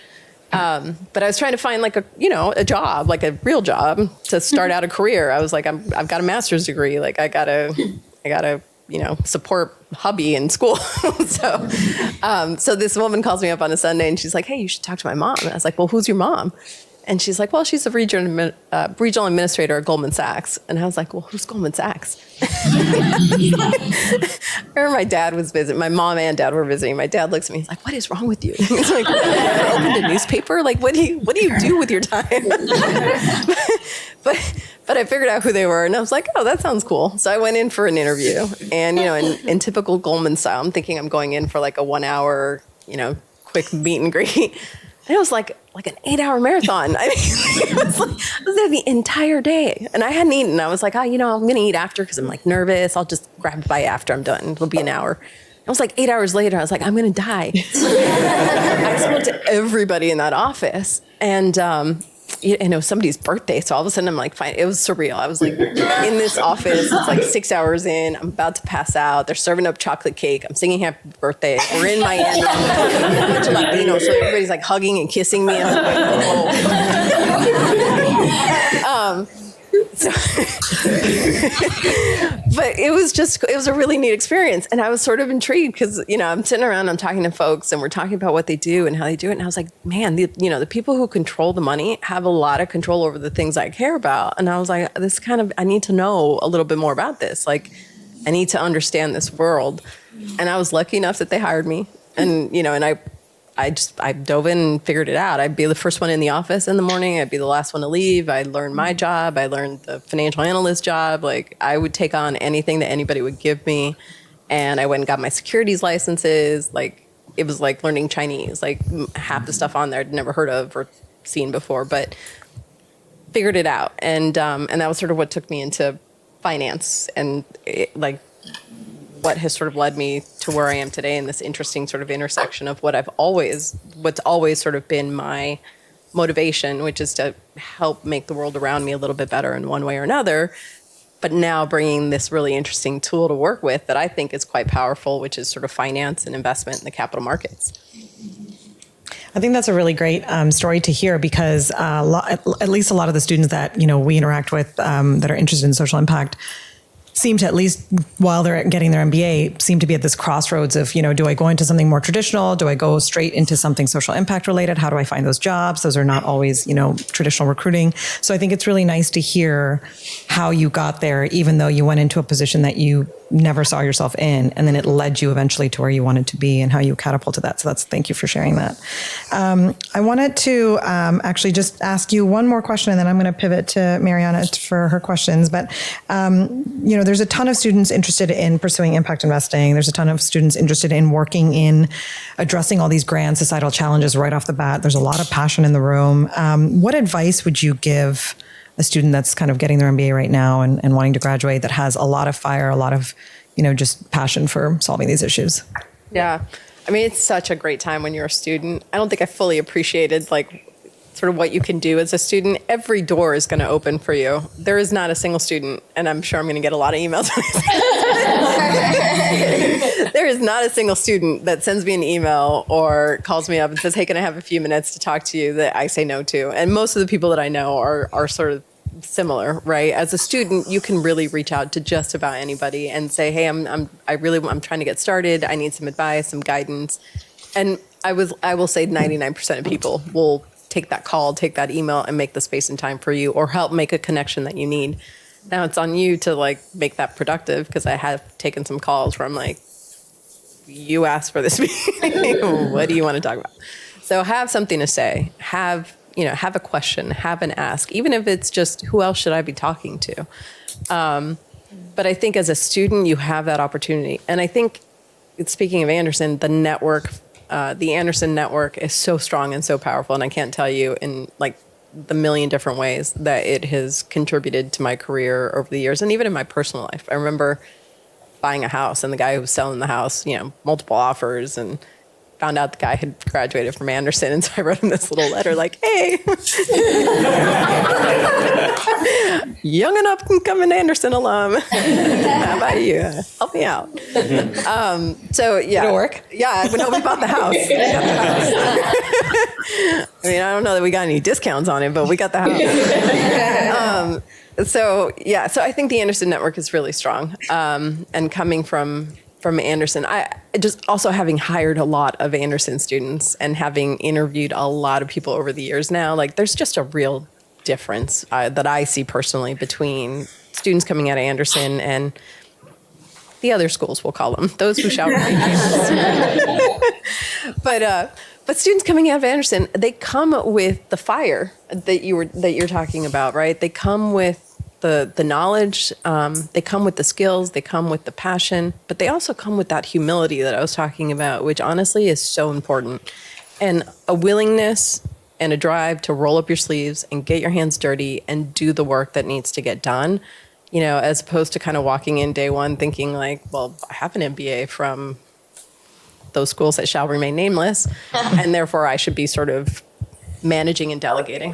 No, you're going to have to come in and you're going to have to work and put in your time, and you got to, you know, do the heavy lifting. And so I think that's an opportunity that you'll have here at Anderson, is to kind of be a part of that network and develop those skills. I think the other thing that you can do, because you're right, impact investing is sort of quirky. It's not like, you know, I don't know. I remember investment banking, I think, was on campus recruiting like on the second day of school. And I was like, I don't even know where the bathroom is yet. It is more of like you got to seek it out, and you got to be crafty, and you got to network. So you got to sort of figure out, again, what that landscape looks like, where you see yourself in that landscape, or at least where you'd like your entry point to be. Who are the actors, and then start reaching out to them. LinkedIn is an amazing tool. You know, you could see who do you know that knows so-and-so that might know so-and-so. Send a message. And like I said, people will always respond to you as students, but you kind of got to go after it. I will also say, just to advertise for a moment, we have launched our internship recruiting for next summer. And so you can go to our website and you can see there's a page that talks about our internship program, and you can submit an application there. And then I'm sure that there are plenty other places, right? We're not the only one. I just think we should be the first place you look if you're looking. We'll send out an email later. We'll send out an email. She has the information. But you have to sort of like seek it out more so than I think in other industries. And then there are resources like the GIN, the Global Impact Investing Network. There's MIE, Mission Investors Exchange. I'm sure there are others that I'm spacing right now. But I would say proactively, like, create a plan and then work your plan and network. Yeah. All right, I'll call Mariana down, and you have some questions from the student voice. So here, I'll share. If you like. Yes, definitely. Well, thank you so much, Tina, for being here with us. It's a pleasure and an honor to meet you. Likewise.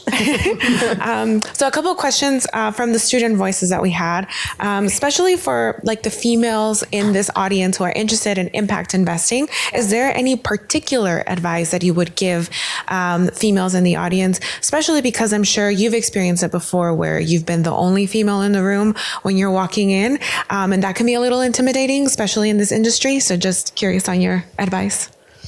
Yeah. I mean, I think it would be, for the ladies in the room, the advice would be the same, whether it's this industry or any industry, which is to just sort of own your space, right? Like, despite the fact that you might be the only one, as opposed to sort of being intimidated by that, think of that as sort of like you're bringing something to the table in that room that nobody else is. You have a unique perspective in that room that nobody else is going to have. And, you know, and it's hard, but you've got to speak up, right? Regardless of whether you think you might have the dumb question, ask the question. I can't tell you how many times I'm sitting there thinking like, oh, I'm not going to ask this question because this is a dumb question. And then they're all going to look at me like, you don't know what you're talking about. But you ask the question and all of a sudden you realize half the room had the same question, right? And now all of a sudden everybody thinks you're a genius, or, and you're the brave one because you asked the question. So just ask the question. And it is uncomfortable, but I don't have much better advice for you than that. You just have to own it. It is what it is. And frankly, the more that you do it and you show up, you become a role model for people coming behind you.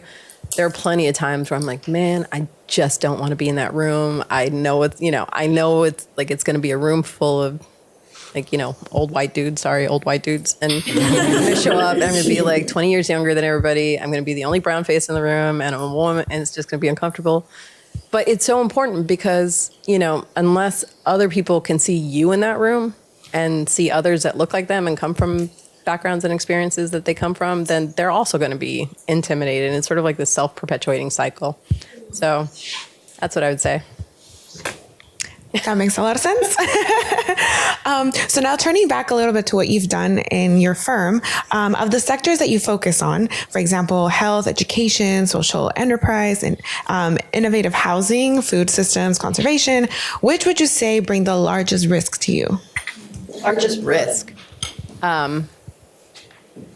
So I would say there's a project that we're working on right now that is not necessarily a particular sector, but we are all feeling a little bit antsy about it because we sort of took a big bite and now we're feeling like, man, we really got to figure out how to deliver on this one. So we are administering for the state of New Mexico. I don't know if for any reason any of you have heard of the SSBCI program that Treasury has put out, this State Small Business Credit Initiative. This is billions of dollars that is flowing out to states. New Mexico, which by the way has like the lowest population density, I think, and usually is only above like Mississippi in terms of any kind of social index rankings. I think their state motto is "Thank God for Mississippi."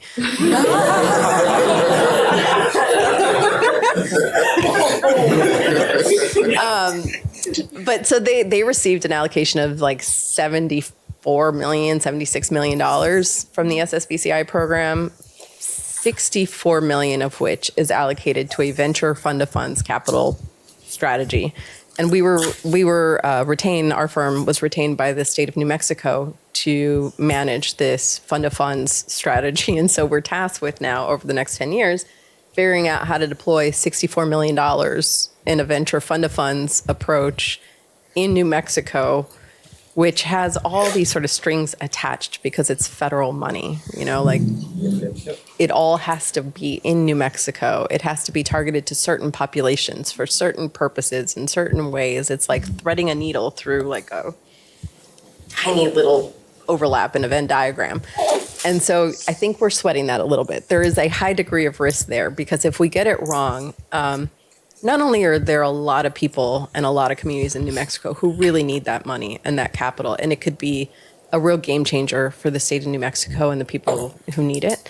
So there's that.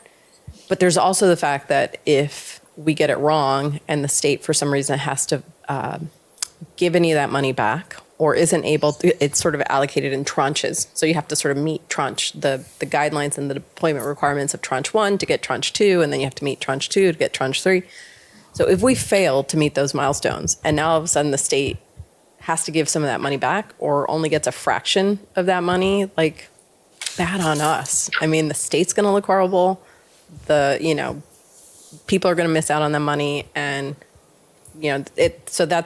it's a huge risk, not only because of the ramifications for the state, but a huge sort of potential reputational risk for us if we get it wrong.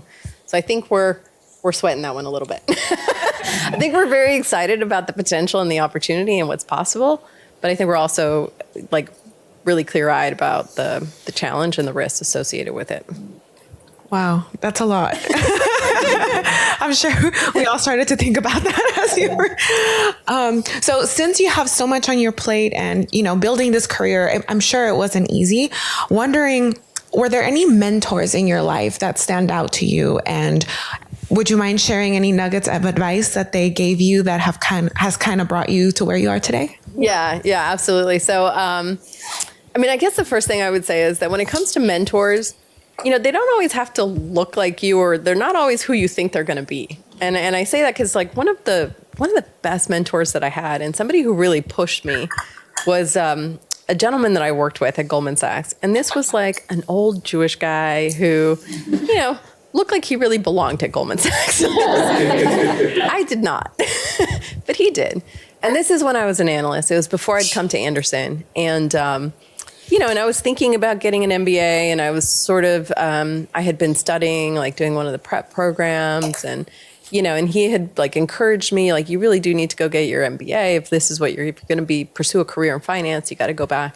And I've been putting it off because I was like, man, if I go take this test, if I go take the GMAT and I suck and I do really bad, then like, everybody's going to know, like, I failed. Like, the whole, like, starts going through your head. And I remember he came over to my desk one day, and he sort of kind of leans over, like he's like hovering over me. I was like, what, David, what? And he like points over at this other like woman executive in the office, and this older white woman. He's like, you know what the difference is between you and her? And I'm like, wait for it. I don't know. What is it? He's like, she has an MBA. Go sign up for the test. And I was like, okay. Like, oh my God, he's going to hound me to death. So I signed up for the test, and I took the test, and I did well. I did much better in English than I did in math. but I did well, and I did well enough that I was lucky enough to be accepted to Anderson. And so I just remember him, like, not at all who I would have expected necessarily to be a cheerleader, but he took it upon himself to make sure that I understood, like, you can do this, you're capable. There's nothing stopping you. There's no difference between you and anybody else in this room, except for the fact that they've gone through this process. So just go get it done, and he nudged and pushed. And so I really appreciated that. And I think he was pivotal, because if it hadn't been for him nudging and pushing, I might have just kept putting it off for fear. And then there was also the woman who's actually my business partner now and co-founder of the company, Lisa Richter, who, again, older, white Jewish lady. So she was a consultant to me when I worked at the California Endowment. She and I worked together. And I remember I was thinking about leaving. I'd always wanted to do something entrepreneurial. But at the time, I had a 2-year-old son. And I was like, God, is that really like the best time to walk away from a steady paycheck? Like, got responsibilities.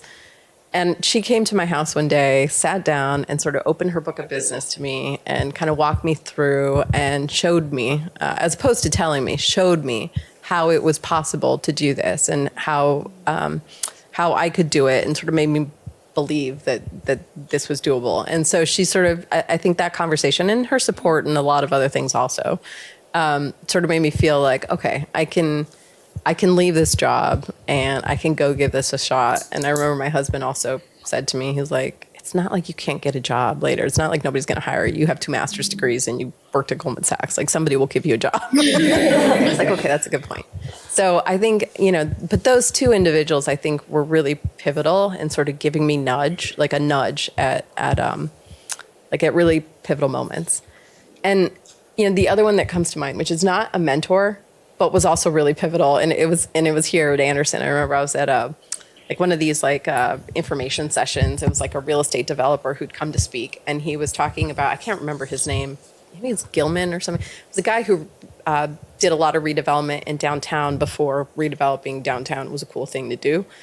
And he's talking, and somebody asked him a question along the lines of like, what was the key to your success? And he was like, well, I think I got over the fear of failure. And I was like, oh, that's so trite. What does that mean? Like, it's fear of failure. So I was like, front row, like, it's like, what does that mean? Like, how do you get over the fear of failure? And he's like, I think I figured out that I could fail the first time and try the second, and fail the second, get up and do it a third time, and do it the 20th and the 30th and the 40th. And on the 51st try, all of a sudden I'm like this great, successful downtown developer everybody wants advice from, right? He's like, I realized that I could be the guy who failed and wouldn't be scared to get up and do it again. And that for me resonated, because I was like, well, I can be persistent, I can be dogged in that way, So, and I just always remember that, because there have been plenty of failures along the way, lots of times where, something didn't work out the way I wanted to. And then I was like, you know what? Take a deep breath, pick yourself up, dust yourself off, and go do it again. It's whoever it is that's not going to get up and do it again is the one who's not going to get it done. But at the end of the day, I will be the person who will get up, and I will do it 51 times if I have to. Yes. So now that was incredible advice. Thank you, Tina. I'm sure everybody wants to ask a question. So if you guys have any questions for Tina, raise your hand. We have Mike. Wait, can I ask a real quick question first before we start? Sorry, I'd like to mix it up a little. So, before we start with my questions, can you guys raise your hand for anybody who's a current student at Anderson? Because I think there's a mix, right? Okay. And then is everybody else applying? Prospective students? Okay. Got it. Good. Got a question here. Hi. Hi. Can you speak to, you spoke a little bit about in your examples, but I would love to hear from you about the values in your organization that kind of set it apart from other impact orgs. So I think that, we practice what we preach, which I think in some ways, I think many organizations do in whatever way it is that they do that. I think for us, if you look at our team, if you go to our website, when you check out the internship, I know you're going to do that. If you look at our team, we very much have a team that reflects the kind of values that we have as a company and what we believe is going to make us successful and what we think our clients need to be doing. We very much practice what we preach in terms of the team that we're building, the kind of culture that we're trying to create, the way that we show up in spaces, the way that we interact with each other, the way that we interact with our clients, the way that we interact with community members when we show up in community on behalf of our clients. I think we really do. We don't just sort of talk about it. We don't just write white papers and post about it. And we really do try and practice it every day. And we don't always get it right. And I think we also try and be really honest about that too. When it is that we get it wrong and when we flubbed it and why, so that we aren't making the same mistakes over and over again, but we're learning from our mistakes and hopefully, doing better and making new ones. And I think that is differentiating. I don't necessarily see that as much in other organizations. Any other questions? You have another one?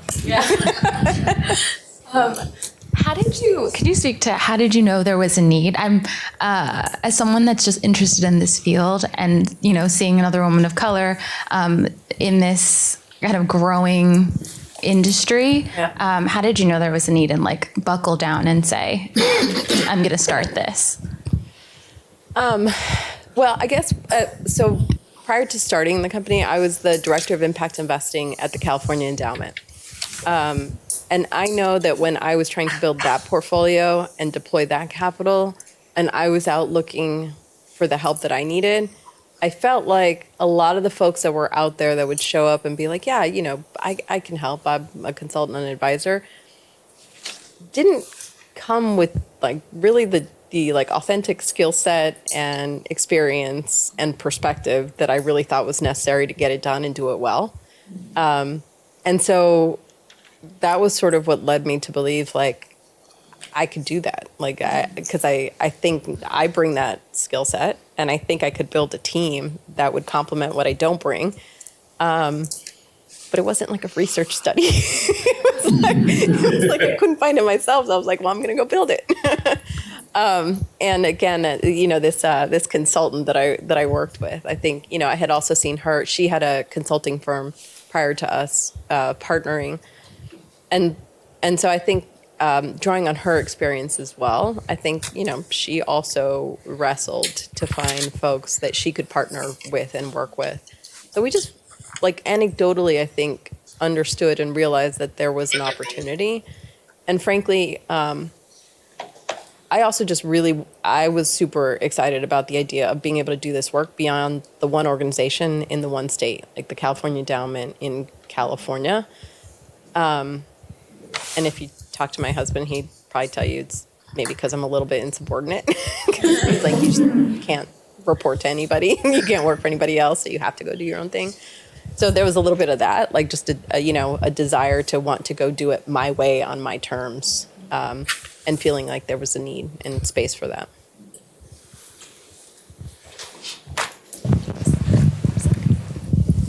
Hi, thank you so much for being here. So I have a question about building culture. I think, especially in doing this work, the I piece of the inclusion is one of the hardest pieces you'll ever have to do. And so you talk about how you've built quality cultures in your project teams, and I want to know what's the secret sauce to building that culture and what that looks like. Yeah.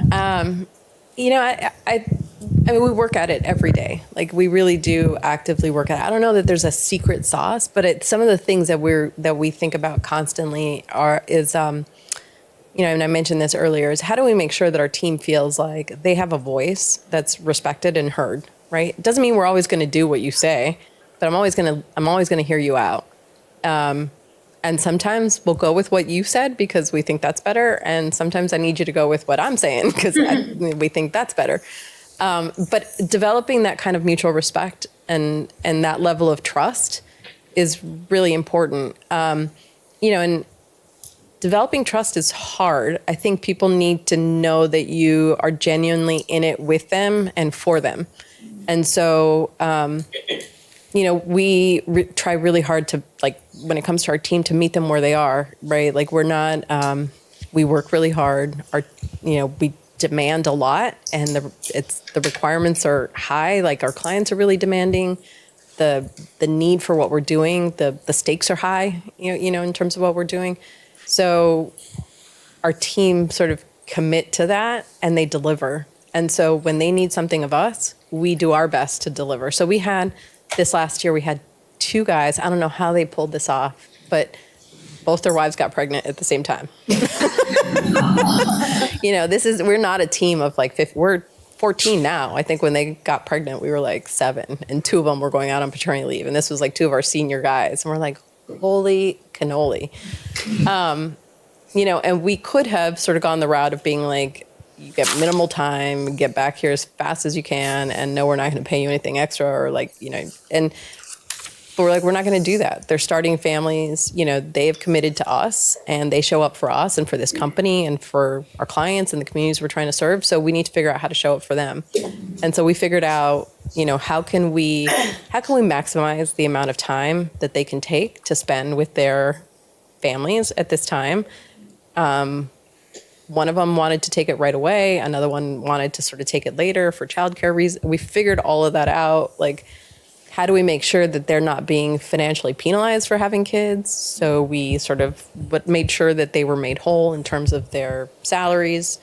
And then we made sure that our staff, regardless of whatever state they're in, have the same benefits, like whatever the best state is, which I think is California, actually, in terms of benefits, that everybody is going to get the same kind of benefit, whether that means we have to step in and cover more of it in some other states. And that's just what it is, because they've stepped up and committed to our company and what we're trying to achieve together. And so we've committed to them that we're going to step up and be there when they need it. That's sort of one example on the paternity leave. There have been other examples, like at the holidays, people work weekends, they work evenings, they do whatever it takes, whenever it takes to get the job done.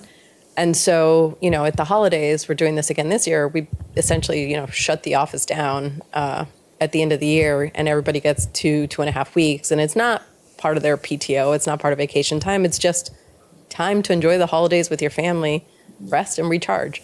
So I think we do a lot to try and to show up for our team as people and as individuals, and to support them and their families the same way that they show up for us to do whatever it takes to get the job done, weekends, evenings. We'll do one last question and then call it after that. Hi. Is this working? I think so. Okay. Yeah, I can hear you. So just wondering, for somebody who doesn't have a financial background but could be interested in a pivot into impact investing, what are some of the more technical or analytical skills that you recommend building and that you look for when you're hiring? Yeah, I mean, I think it's really, it's the basics, like understanding financial statements. I don't necessarily expect you to build them, although that's bonus points. But can you read a financial statement? Do you understand what you're looking at? And can you imply things from that? Can you read it and understand like what you're looking at and see things and trends and issues? So that's sort of very basic building block. And by the way, for-profit financial statements and non-profit financial statements, which if I could put a plug in for Anderson, it would be like add nonprofit accounting. So that's sort of one very basic skill. I think another is modeling, right? Do you understand how to model? And there is no one model. There's a million different ways and a million different models. But do you have the skills to be able to put that together to figure out what is the question I'm trying to answer, and then how do I go about doing the analysis to answer that question, and how do I use the tools that I have to answer that question? And it's not just the technical, like, can I build a model and can I crunch a bunch of numbers? It's like once you've crunched those numbers, what's really going to set you apart is, can you now tell the story about what those numbers are telling you? And can you tell that effectively to an audience who may or may not be as sophisticated as you are about the numbers? Can you translate that into a storyline that somebody's going to understand in very simple, clear kind of way? So I think those are the skill sets that, if you're trying to make that pivot, is, like, learn the basics, the finance, the accounting, but then also how do you use that to tell a story, the story that you're trying to tell, whatever that is. Thank you so much, Tina. Thank you so much, everyone, for being here today.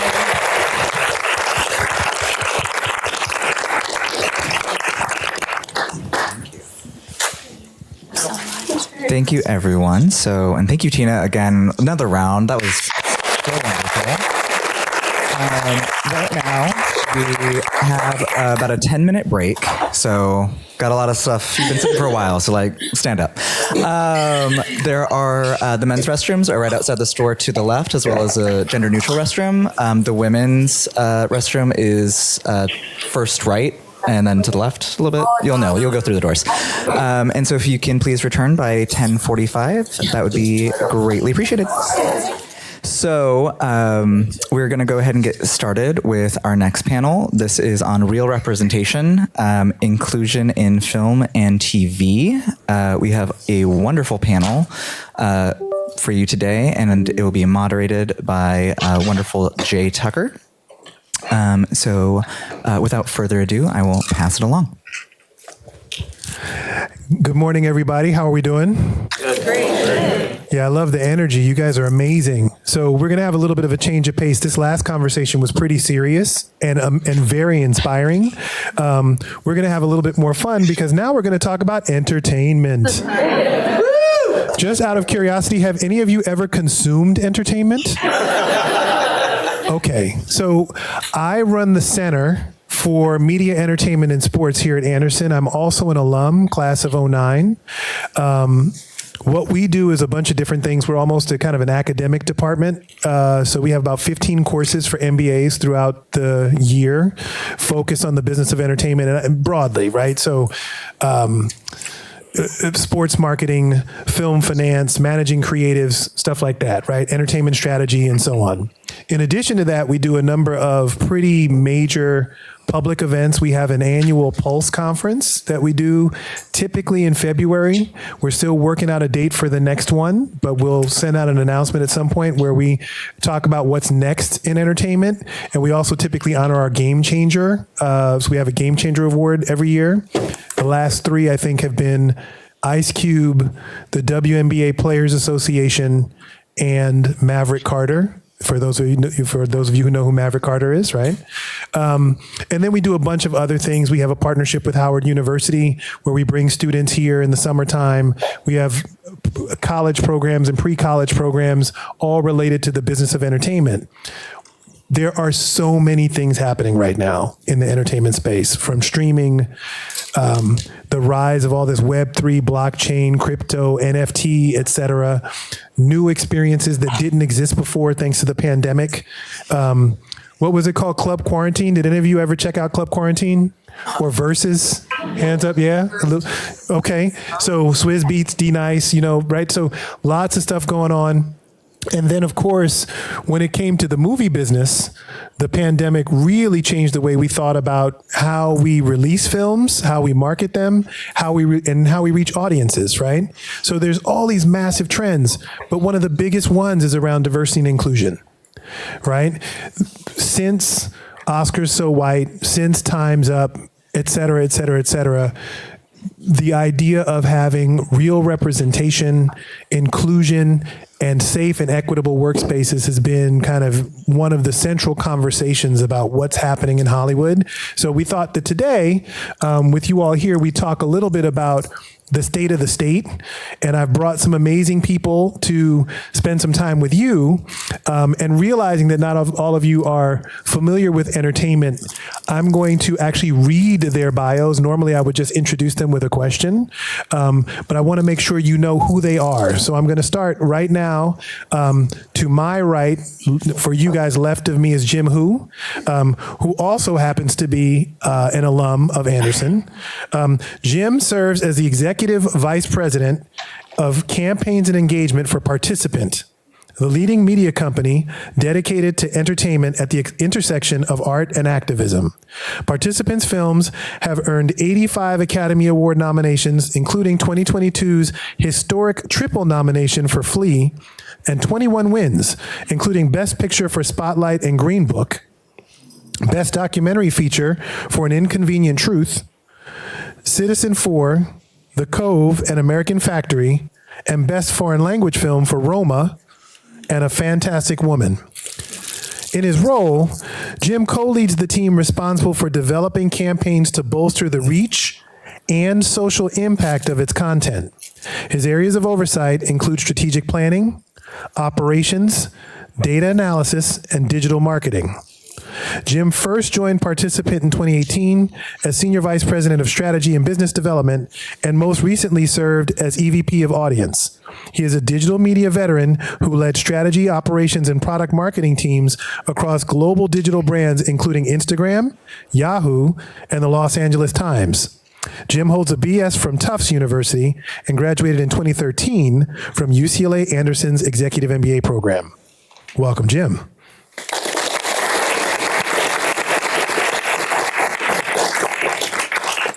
Conveniently, because I've got their bios written down, next to Jim, sitting in the perfect spot, is Desiree Rollins. Desiree Rollins is the Vice President for Digital Marketing at Stars.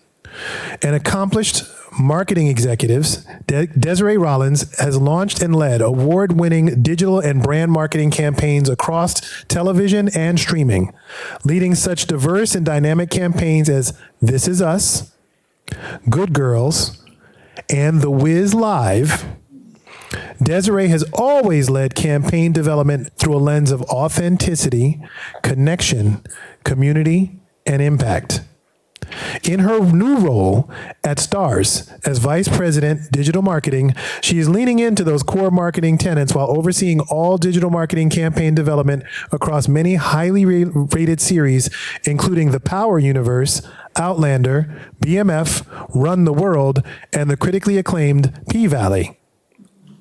Desiree received a BS in marketing from San Diego State University and participated in UCLA Anderson's Executive Leadership Program, and currently serves on the board of Digital Diversity Network, which is where we met. She lives in Southern California with her family and is a proud member of Delta Sigma Theta Sorority Incorporated. Oh, see, we got a couple. Did you see the hands going up there? Some sorors in the house, I see. Respect for the Divine Nine. Okay.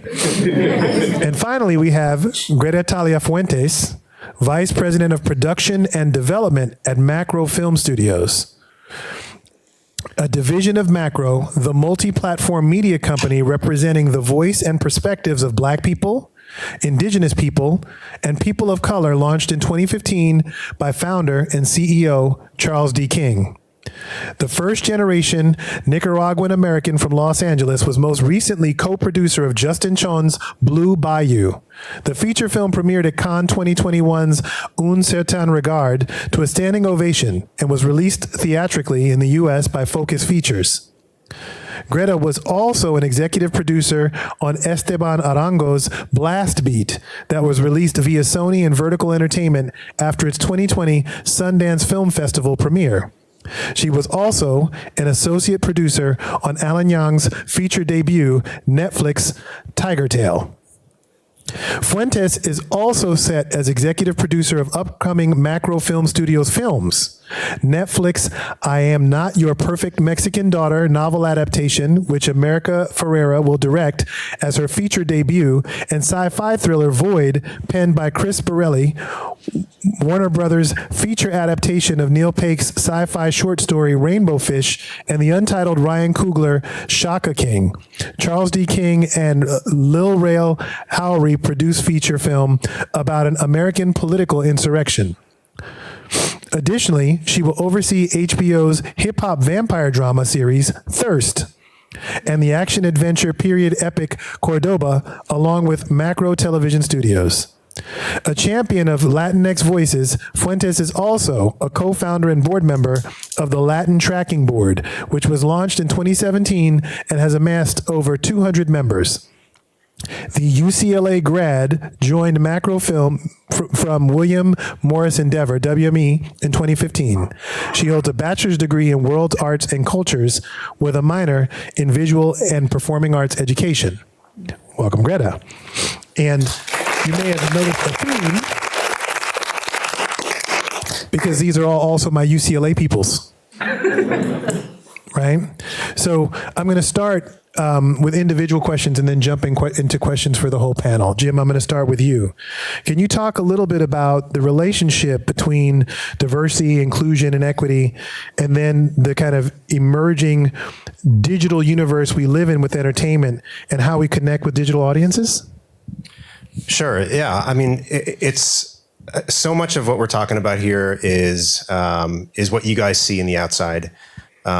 And for something to really seem authentic on the outside, it has to be really, really authentic on the inside as well. And that's a challenge, frankly. It is a challenge to make sure that we're living our values as a company. We're living our values in terms of the people that we work with, in terms of the titles that we choose to produce and to finance, and then how we talk about those titles to make sure that we are not only reflecting the work of the artist that we're bringing to life, but also how we're connecting the key themes in our work to audiences out there that can really not only find inspiration in our films, in our episodic series, but also use that as a way for, especially as how we're connecting to like nonprofits and other impact organizations, how they can use our content to tell their story. So, there are a couple examples right now. One of the films that we have out on Netflix right now is a documentary called Descendant. Has anyone seen Descendant or heard of Descendant? Great. So Descendant is a story about the last slave ship to return to the United States called the Clotilda. It was done, I can't believe I'm using this word, illegally, which at that time apparently was illegal to import slaves, which is crazy, and was actually hidden from public, basically hidden as a secret. And the documentary is really about that community and how they've persisted over the years, and also how they've developed their own communities. And also a lot of the institutional issues that have really kind of set them back. And so it's a really, really amazing piece of work. If you guys get a chance, please watch it. But what we try to do is to really make sure that we are not only helping and bringing this movie to life, but also creating campaigns and also creating awareness so that the organizations in Africatown, Alabama, where the descendants currently, a lot of them reside, that they are being supported and that they are actually given capacity to do more of the work that they're trying to do so that they can actually develop greater political power, economic power. And so we just need to make sure that we continue to tell stories that people don't know, that we continue to tell stories that put people into very uncomfortable places to reconcile with history, to reconcile with truth, and to use that as a platform for local communities, for other people who are connected to those communities, to be able to see themselves in that work, and to really use that as a platform to talk about those issues that we want to make sure that we can shed more light to. So I want to stay on that for a second, because when you say campaigns, campaigns looked awfully different 15 years ago. Can you talk a little bit more about how you actually reach people through your campaigns? What do you do? Some of the tactics? Sure. So it really depends on, for us, our mixture is not only do we want to bring these films to life and this work to life, but we also want to make sure that we can, that our content really does have a certain set of kind of social impact related messages. So that we can actually use that to fuel organizations on the ground, and also fuel individuals, people like you, who watch the film and say, I want to do something about this. Like, what can I do, right? And that's oftentimes the really the unique mixture of what we bring as participant, but it's also our greatest challenge. How do you make that connection between somebody who's in a screening or in the movie theater or watching on a streaming service at home, and feel something about the story and asks himself or herself, what do I do about this, right? So that's oftentimes the biggest opportunity and challenge that we face. But in terms of how we activate, we can sometimes look in a very, very focused, targeted way. So for example, this example with Descendant, we had this pretty incredible screening in Mobile, Alabama, where we invited members of the community, but also brought in members of the political power structure within Mobile, and also members of federal members of the EPA and other members of the federal government. So that allows us to be hyper targeted in terms of being able to say, okay, let's start a conversation about the topics of this film to start to further a bunch of other conversations that could lead to policy. Another example of that is we came out with a documentary last year, around a year ago today, called The First Wave. It's on Hulu. Has anyone seen The First Wave? Okay, it's painful to watch because it's a documentary that captures the first wave of COVID in a hospital in Manhattan. Not Manhattan, I'm sorry, in Long Island. But what we were able to do was actually use that film to start a conversation in the halls of Congress, and then begin to work with organizations that then advocated for legislation that actually was passed, that really brought more support for frontline and healthcare workers and their mental health, right? So it's really cool when we're able to look at a very targeted approach to how we develop our campaigns that then also allows these organizations to create real change legislatively, socially as well. And then there are other films that we do that probably have wider reach. And so we oftentimes will then build off of our digital footprint and begin to target people to sign petitions, target groups of people to write, to have, create self-generated letters to their members of Congress. And that oftentimes becomes a contribution to the overall movement that we're trying to contribute to. That's great. That's great. And you talked about digital, so I'm going to bring Desiree into the conversation now. So you've had a chance. Obviously, we've seen this explosion, and I'm sure you all have noticed it. The kind of explosion of streaming platforms and new media platforms alongside that has come an explosion of really multicultural content. Right? We've seen much more kind of authentic, much more diverse stories being told that are accessible and so on. But with that comes the challenge of reaching audiences in new ways, because obviously if you're connecting with folks whose stories haven't been told, you have to think more carefully about, how do you activate them, let them know what's happening, what opportunities are out there to delight them, what entertainment experiences await them. Can you just talk a little bit about what you've seen in terms of the evolution of marketing in the entertainment space as entertainment itself has become more multicultural? Sure. So good afternoon, everybody, or good morning. Happy to be here. I would, really, the mantra for us in marketing and digital marketing specifically is the new broad is niche. And the more targeted you are, the more specific you are, the hopefully, the more successful you are. There's so much content that's out there with all of the competing streaming services. It's literally overwhelming. And unless you've got like a special app that puts together like a watch list, you just are completely overwhelmed. So a lot of our content, the content that I worked on in my previous role at NBC and now at Stars, really targets very specific audiences.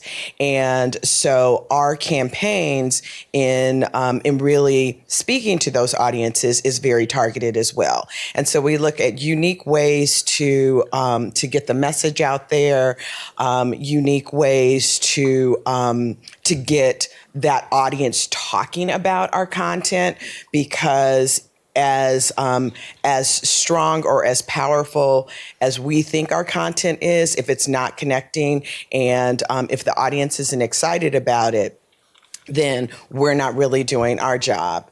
So we have, for example, with This Is Us, we knew that it was a unique story that was being told, but there were very specific audiences that were excited about the show. And so we needed to speak to them. They all added up to a broad audience, but we needed to really kind of hyper target each of those audiences to speak to them, to get them even more invested and more excited. So we had folks who were all about the Black Pearsons, and it was all about, Randall and Beth. But then you also had like this huge audience of children and adults who were adopted, and really kind of like that experience in transracial adoption.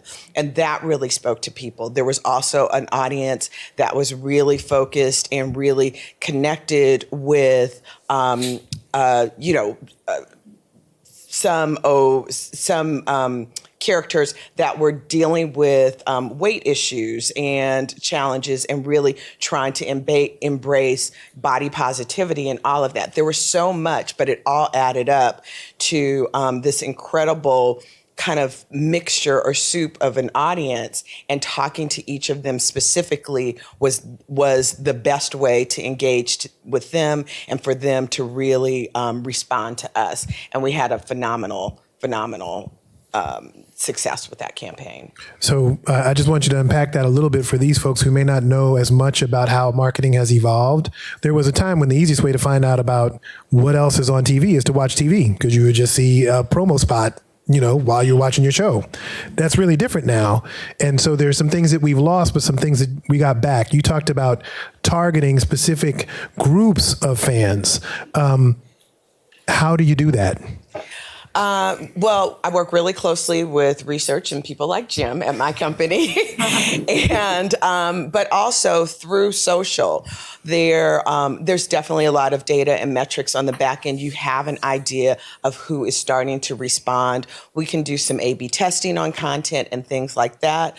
But we also have an idea of who's interested, and we can partner with influencers or other types of organizations that really align with those audiences to try and broaden our message and really expand our reach by those types of partnerships. So with Good Girls, for instance, we saw how well the show was doing for us on NBC, but it was a very specific audience. It was more female, it was less diverse, and it was a little bit older. But after that first season dropped on Netflix for us, it completely expanded that audience, and the audience became significantly younger, significantly more diverse, and quite frankly, it was young Black and brown girls who were losing their minds over the show. And we were like, oh my God, there was nowhere for them to go and talk about the show because Netflix didn't have handles for it. They don't create show handles. So they all came to the NBC handles, and we're all talking to each other about it. And our handles started to explode, and we realized like we were on to something there. So ahead of season 2, we really wanted to engage that audience, make sure that they knew they could also watch it on NBC, did not have to wait a full season for it to go to Netflix. And we developed an entire digital campaign that was specifically targeted to this younger audience. Worked with Rock Nation. We had built a partnership with them, and we looked at their talent roster to see who kind of overlapped with that audience. And Megan Thee Stallion popped up, and we knew that we knew all about Megan already, but when we started overlapping the specific details of her audience and how it really matched up with Good Girls, worked with them, worked with Megan, and the one thing they wanted, she didn't want to just be a digital influencer. And this is early on. This was her very first opportunity with us. She was like, I don't just want to be a digital influencer. And good for her for saying this. She was like, I want a role on the show. She was like, if I partner with you on the digital side, I want more than just that. So I was like, okay. We wrote up a proposal, met with our programming team and the showrunner, pitched it, gave them all the stats on Megan, and they greenlit it. They wrote her a role for the show, and we were able to package a whole digital campaign. This was her very first opportunity on TV ever. So she came on, did the role, did the whole package for us, and it was an incredible opportunity for us and for her, and it was really very much a win-win, and we saw significant increases in fans coming from Netflix over to watch it real time in NBC, as opposed to waiting that year. There were still obviously others who only watched it on Netflix, but there was a significant increase in NBC watching it real and delayed. So it was really a campaign that we were super proud of, and we're really excited to work with Megan. Okay, so my 2 takeaways from that particular anecdote is, 1, the evolution of the business such that there are so many more business roles in creating success in Hollywood, right? So the first piece is getting an MBA and working in Hollywood are much more compatible today than they were back in the day. Right. Second, takeaway though is apparently the folks at She-Hulk have you to thank for getting Megan into TV. Right? Exactly. Yes, I do. So thank you very much. All right. Now, last but not least, Greta, you've worked with some of the coolest people, and yet it's not always easy to get projects by and for historically marginalized communities onto the screen. And, you just heard Desiree talk a little bit about that process of convincing the folks to bring Megan on board. Can you talk a little bit about some of your experiences and kind of what it takes to get people to say yes to ideas that involve folks that normally don't get their stories told? Yeah, I mean, I think that's a huge part of it. Macro is a production company, an independent financier. We're really empowered because we have our own money to spend. So a lot of the times we just have to take that risk, and there's things that you take into consideration to make it pay off and make it worth the bet in the end. And so there's all these kinds of factors, and how many followers Meg Thee Stallion has on Instagram and Facebook and literally everything. They have different scores for people too. They have different values internationally. There's some people who have more than others. So it's a really fascinating part of putting together and packaging any kind of project. There's a real research aspect to it, and just numbers by the numbers, which a lot of people function by, obviously at the studio levels, at the streamers. And then obviously there's the other creative heart of it, where it's, the people who are coming up with the concepts and really making it that special thing. There's a reason why Black Panther is such a massive hit. It's because Ryan Coogler is a genius, and he, took that swing and built that world, and it paid off. But they obviously had X amount of people in that project that meant different things with the cast and all different kinds of a wide range of ages and from different places. So I think it's definitely a correlation between the two. And then, like I said, sometimes you kind of just have to take that bet and then make it on your own independently. And then you'll take it to a festival on the film side anyways. And that's when you hear of a lot of films getting acquired by places like Netflix or Apple or Amazon. They go to the festivals, will watch films, and then they'll want to acquire them after if they don't have a home yet. For the audience, can you explain that process a little bit? Kind of route A, which is that, you get kind of funding, distribution, everything up front. Route B, where you already up front know that I'm going to take it to the festival circuit. How does that work? Yeah, I mean, there's a lot of different ways to cut the cake. Sometimes there's companies and people that have deals with studios directly, and so they can kind of funnel through whatever project they have through that. And so the distribution is already set up. So for example, if it's Warner Brothers and you have a partnership with them and you're making it, and every place has a green light process and every place has a huge slate of projects they have to pick from, and not all of them will go. So, it could end up going through Warner Brothers for theatrical right now. That's like really big, superhero commercial franchise type things. But then over the past few years, they launched HBO Max, right? So then that added a whole nother landscape of places that, your projects could go to if you had a Warner's deal. Or if that something might be difficult for those bigger places to want to take on and understand. Sometimes you just decide to go the independent route. And so obviously build the project in a really financially responsible way that you can make it for a price that if you take it to a festival, you'll get your money back and more, hopefully. And so, yeah, there's certain places. I feel like I've noticed it over the past few years too. A lot of these streamers are become buyers, and they'd rather just buy it after the fact. They'll just trust for whoever's making it to take that swing and then put it on their platform. And then that's when marketing really matters too, which is a big part of, negotiating where you want to end up and asking them, how are you going to promote my film and get eyes on it and for it to be watched. So yeah, there's a couple of different ways to make a film. It's a miracle every time. So last question, and then we'll bring everybody into the conversation. It is a miracle every time. You talked about the kind of big commercial stuff, the superhero stuff on the one end, and then the smaller indie stuff on the other end. Can you just give the audience a sense of the range of investment required to do different levels of film?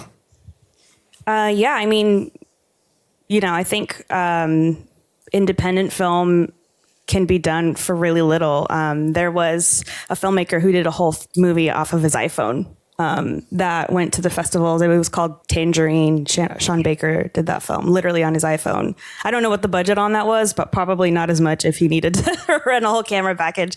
But, it can be sub 5 million people if tech is so far along these days that there's so much you can do literally just with your iPhone that you can make something if you're creative and have people who want to work with you. And you guys are really, there's a lot of crowdfunding too. People fundraise things to shoot short films and things like that. And then on the really high ends, I mean, they're hundreds of millions of dollars for giant films too. So yeah, it really runs the gambit from, $1 million and below potentially to plus 100 plus. Mm-hmm. And so factored into that as well is that there's always a marketing budget that goes alongside that, right? So imagine, there's a multiplier, right? You get up to that $100 million, $150 million investment in the theatrical release itself, then there's going to be a correspondingly really large investment in the marketing too. So some of the bets are really small, some of the bets are really big. Right. And in that environment, we talk about diversity, inclusion, representation. And I think you heard in the earlier conversation about whether or not people grew up in certain neighborhoods, this whole idea of some investors don't always understand the risks. Right. Well, we're coming back to that same idea now. Right. How do we make sure that Hollywood, when we talk about these different kinds of investments in content, understand the risk and reward dynamic well enough to make smart decisions, right? Yes. Okay. So let's start big picture, blue sky. All of you are seasoned industry veterans. What are some of the opportunities that you see for Hollywood to be better when it comes to diversity, inclusion, equity?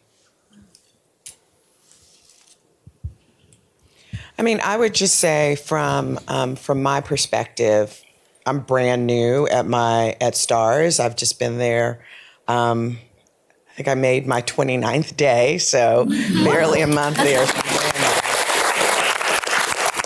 But one of the things that I've seen already at Stars, which is a smaller company than NBC, but they have really kind of maximized themselves and punched above their weight. And I think a way that they have really done that is by understanding their audiences, and they're very specific. They have programmed their lineup for those audiences. They have leaned into showrunners, creators. There are literally in every metric, we over-index in women creators and showrunners, people of color creators and showrunners, Black writers. You can just choose every metric. We just kind of like blow it all out of the water. And I think by really understanding who Stars is and who the Stars audience is, and really leaning into that has been super beneficial to them. And they also have showcased through this model that you can empower voices that are not always given the opportunity to lead and showcase different types of stories. P-Valley is a very different type of story that has been told anywhere across the platform, streaming or linear. And by giving Katori an opportunity to be creative and come up with this incredible story through a very unique lens, you can only do that at a place where somebody's willing to take a chance and also understands those audiences.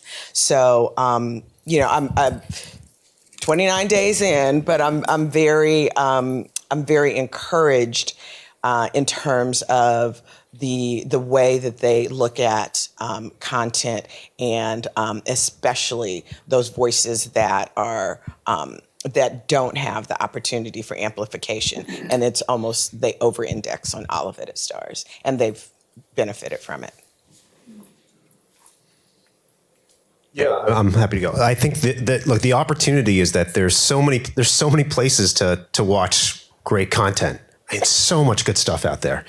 I've always tried to whittle down my subscriptions, and then I always end up resubscribing. I don't know if you guys ever do that, but that happens to me all the time.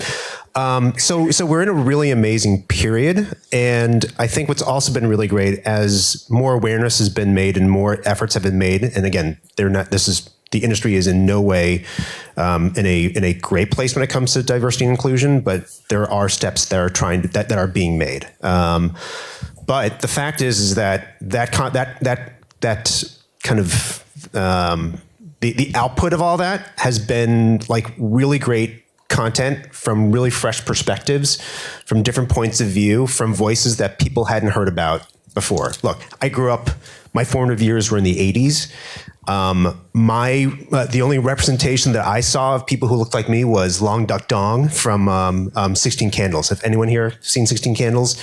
Yeah, right. Every stereotype you can think of for an Asian man, that's him. My daughter right now, her favorite characters are Moana, Raya from Raya and the Last Dragon, badass Asian women. Yes, right? So I think it's really, we're in a really tricky period, because not enough steps are being taken and not enough progress is being made. But from my perspective as a kid from the 80s and older, right? My daughter is seeing a very different world. That said, there are concerns right now that there is a backlash. You see this constant backlash against anything that has the title woke to it, which, whether they call it woke capitalism or woke whatever, there's this very, very powerful backlash against it. And my biggest concern is that starts to chip away at the progress that has been made. And so I think for us as a company, and hopefully for us and for your companies as well, and definitely in macro, for everyone. I mean, just hopefully that we continue going down that path. We don't take that step back, because that level of representation, that level of seeing yourself or seeing a fresh perspective in somebody else's lens, leads to great audience engagement, leads to people loving your work, leads to people wanting more. So we just need to keep going down that path. Yeah, I definitely think it's been working in waves. I think things are a lot better. Obviously, when Oscar So White kind of happened, that was like the real kind of kickoff to really push people in these past few years anyways, to really try and over course correct. And like, we need this amount of films that we're putting out that have diverse characters and storylines and things like that, which paid off for sure. But I think now we're kind of also heading a little bit backwards again, I think it's waves. And so there's been really fantastic things that have come out, like the Black Panthers of the world, the Crazy Rich Asians, the Shang-Chi's, all the Disney movies, because they just stay making great things and take those risks with people. But it's definitely a constant battle, even for a place like Macro, where we know how to work with those newer filmmakers and take those risks and build those stories. But I think there still isn't the full understanding of a place like a Stars, that where you guys know your audience and know how to service them. It's still not fully connecting with some of the other higher ups and people that have the green light power at the really big studios. And so, yeah, I think it's a consistent push from all of us, really, in marketing, in audience, and development and production, to really be bullish with the things that we take on and make everyone understand like why it's so important and why people will show up. And I think even beyond that, on the other end is for people to not only let projects that are diverse only have one shot, or say we only have one of those and that's enough. There's such a wide range of people of color in all the different communities, but even just Latinos, we're not a monolith and we're all super different from each other. And, there's a lot of weight put on something like In the Heights, which was fantastic, but not every Latino goes to Broadway or watches that or have access to that. So it's a little unfair to put all the pressure on something like that to do incredible. And then, that they'll take that into account. Big studios of like, well, they didn't show up to this, so why should we invest more money into something like that, right? And so I think it's just about, one, on our end, supporting each other, but then like everyone as viewers and audience is like rallying around each other, every community of color, and like showing up when there's a theatrical release for a film and making sure the box office is great so that they'll want to take more risks. But it's definitely an ongoing thing.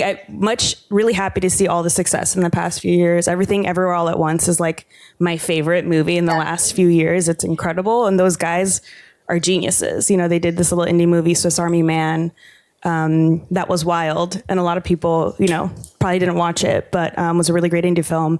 And they did this big next swing that A24 really believed in and backed. And it paid off. It made like $100 million in the box office. Did any of you see it? Yes. Oh, see? Okay. Yeah. So like all of us like that. It's great. We want to see more things like that. It's so fun to see something that is from a new perspective and feels fresh and unique and is absurdist and is genre bending. But it's like a family at the core, and it's like a mother-daughter relationship, and it's super universal, right? So it's like we need more of those things. And thankfully those guys, I think they announced they got a deal with Universal. So we'll be seeing more things from them, but we need more of those films and more places willing to put the money into making those. So, and this is the thing, we talked a little bit earlier about HBO. You were talking about Warner Brothers and HBO Max providing another outlet for stories, right? And so we're in this environment now where we're seeing a little bit of a pullback and a lot of consolidation. And I'm curious as to what, you all think about what it's going to take to preserve the progress and expand on the progress that we've had over the last couple of years in the current environment where there may not be as many outlets for those stories.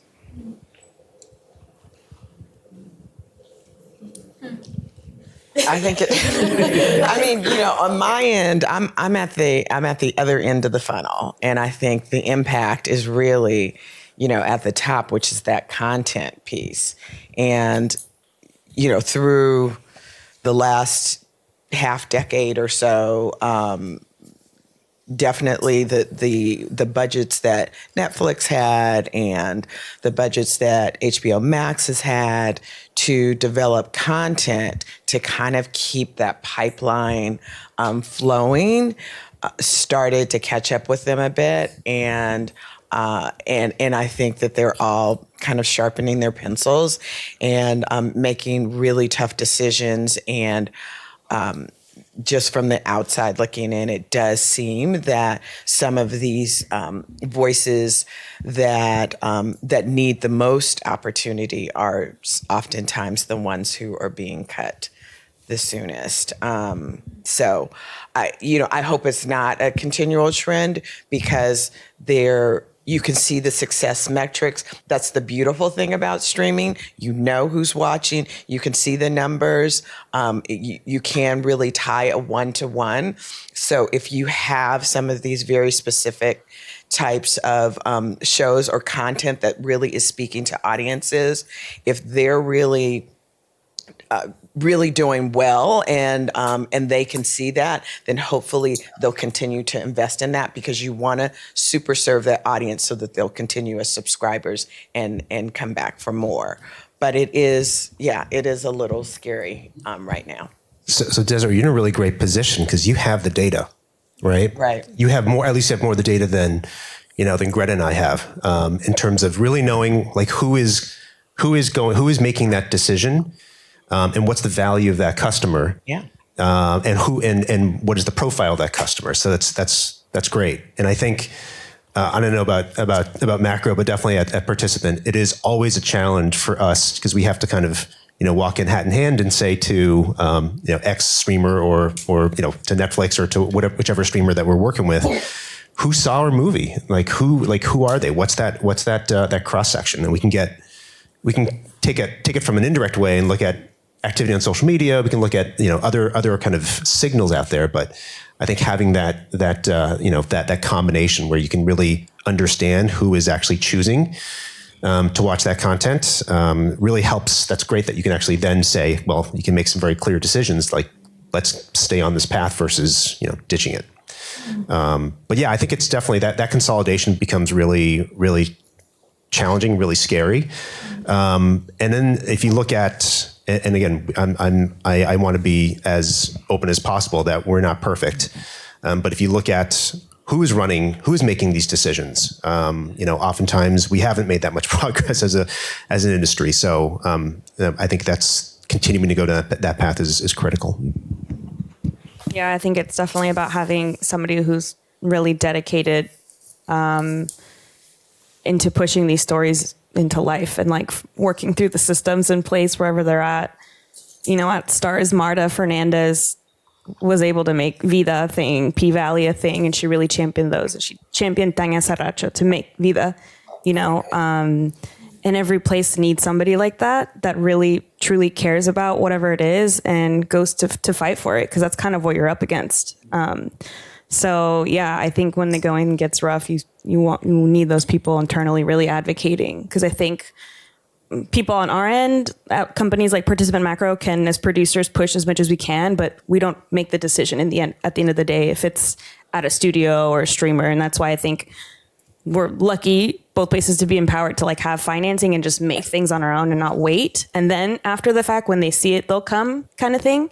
Because it's a very reactive industry, but a lot of times you can't only finance things independently, because it's just, you got to have a balance. So it really is about having the internal champions and pushing things forward. And yeah, there's a lot of really great researchers out there, particularly from UCLA, Dr. Ana Cristina Ramon, who's a huge advocate for the diversity report with Darnell Hunt. And she specifically knows so much about the Latinx audience in consuming content, and some of the biggest ticket buyers for films. We love to go to the movies. We love to consume everything. And so that's a big signal of you should make everything for us. But it would be so much better if we could see ourselves in it too. We'll show up even more beyond that.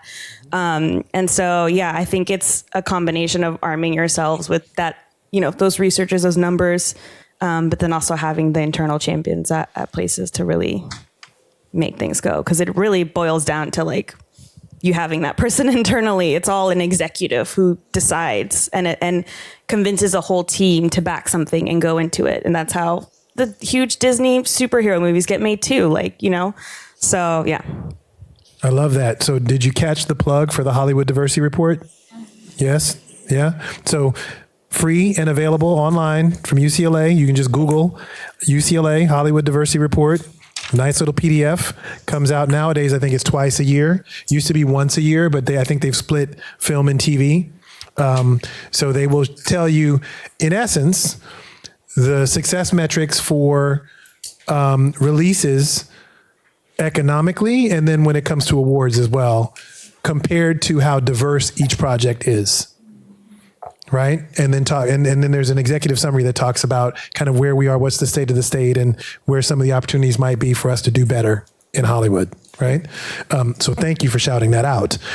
You also made a great point, which, I know we're kind of running towards the end of the conversation, about the value of individual people and individual influence, right? And so just a reminder, because I know a lot of folks that choose to go to business school think it's always about being smarter and kind of finding the number 42, right? And feeling like, well, I've got the number, and so this is going to work. But it's also about stories and influence and personal connection, and being able to have the courage to have uncomfortable conversations to get to the right outcome, right? Which speaks to leadership that doesn't always have to do with numbers, right? And we're talking about this kind of stuff. That's where leadership is required, right? So with that in mind, I've got three amazing leaders next to me. And, we may have a few minutes for these folks to ask us questions. But before we do that, I'd love for each of you to just talk a little bit about your career journey, just so that they know how you got in these chairs. I guess me. My career has always been in the world of storytelling. I started off my career telling stories from a journalistic perspective. I was actually a reporter on the business side, a business reporter, and then evolved into doing corporate strategy because I had insight about a certain industry, and then went into a company in that industry, which is company Yahoo, where I started working in corporate strategy, and from there just got really into the world of business, of how do you run a business? How do you figure out decisions for a business? How do you work with some really, really brilliant people, bring all those thoughts together, and then put forth a strategy, and then put forth an operational plan, and then look at results, and then optimize from there. And that's kind of been a model that I'd really put throughout my career. So at Yahoo, at Facebook, Instagram, and also at the LA Times, and then coming to Participant and joining as the head of strategy initially. And what was really cool for me was to really be able to look at different ways that I could apply both my education here at Anderson, but also through my background in that bridge between strategy and operations into different industries, and industries that I was very passionate about. So I feel very lucky to be a part of this. I'm relatively new to entertainment. I've been in entertainment since 2018, but it's really cool. At Participant, I'm able to understand how entertainment works, and also how social impact and philanthropy works as well. So it's been really cool. I had a slightly different path. I went through a program that placed minorities in the cable industry. And so there was a program called the Walter Cates Foundation, and they would place people every year in kind of like entry-level, early management type roles. So I went through that program, and that was how I kind of got a foot in that industry. And I spent many years, my first job was at Disney, and I spent many years between Disney and Fox, and then Scripps Networks, which is now Discovery, on the marketing and sales side, and decided that I felt a little limited and wanted more of a opportunity to lean more into my creative side and have more of a creative outlet. So after I left Scripps, I worked at an agency, was very intentional about wanting to get into digital marketing, help them develop their digital marketing arm and built a connection with NBC and got an opportunity to move over to NBC in digital marketing, and worked at NBC for about 8 years in roles in digital marketing, brand strategy, consumer engagement, and had always been kind of in that lane. And then, as I mentioned, I just got to Stars 29 days ago, and but I think kind of the key for me was I was very intentional about what I wanted to do. I knew I wanted to get in the cable industry. I just didn't know how to do it, and I wasn't too far out of school, and so I found out about a program and I applied and was lucky enough to get into it. And then once I spent my time there, I was very intentional about wanting to get into digital, and I knew that was kind of more of the future, and that would give me an opportunity. So I had to kind of, I didn't really start over, but it was a shift, and so I had to kind of create my own path to make that shift. And and now I'm kind of here today, but I really kind of owned my path, and I was very intentional about a lot of what I did. That's a good segue, because intentionality is huge, I think, for me too in my own journey.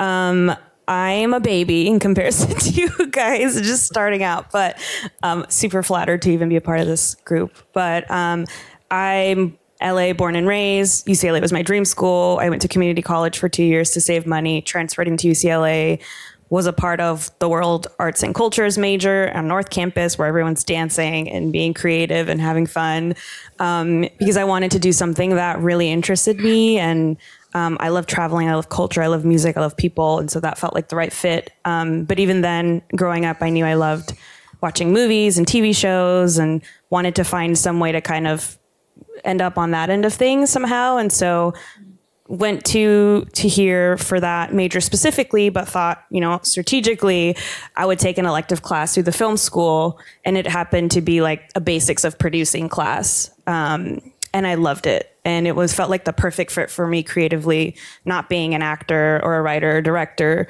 but still being really creative and having a point of view and taste in certain things. And so it really was a really quick lesson in, how the industry works, how producing works, how you get to be creative and find stories and put them together, develop them, give notes, shape them, usher a project through from the beginning to the end. And so I was like, all right, I'm all in after that class. And I think it was like my senior year at that point, so I had to move quickly.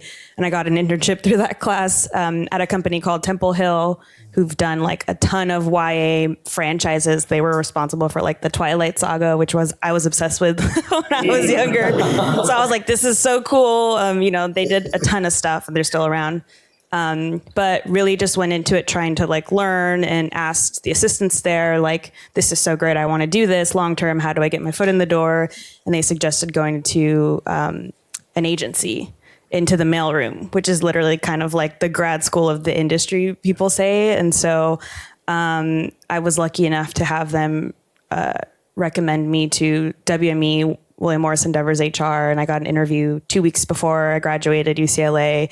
And then 4 days after I graduated, I started in the mailroom at WME. So it was a fairly quick journey.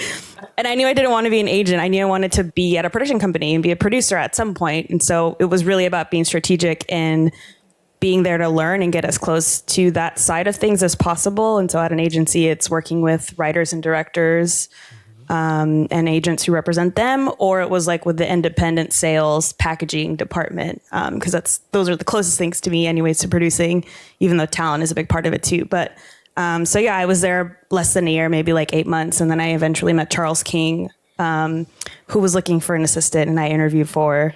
And I was so lucky I got the job being in the mailroom, which is not a thing at those places for a senior partner. And then, yeah, my first day on the desk was like the first day of the new year of 2015. And that was the day he announced he was leaving to start Macro. So I found out with everybody else. He didn't tell me because he couldn't. And it was perfect because he was like, I'm starting a production company. I'd love for you to come with me, but don't feel pressured. And I was like, I'm so there. Like, I don't need to be here anymore. So you were like Renee Zellweger with the fish. Yeah, he was like, we Jerry Maguire'd out of there. So yeah, pretty much. It was like 2 weeks there wrapping up business, and then we left and started Macro. And I've been so lucky and blessed to be there. We're going into year 8 in January. So Thank you.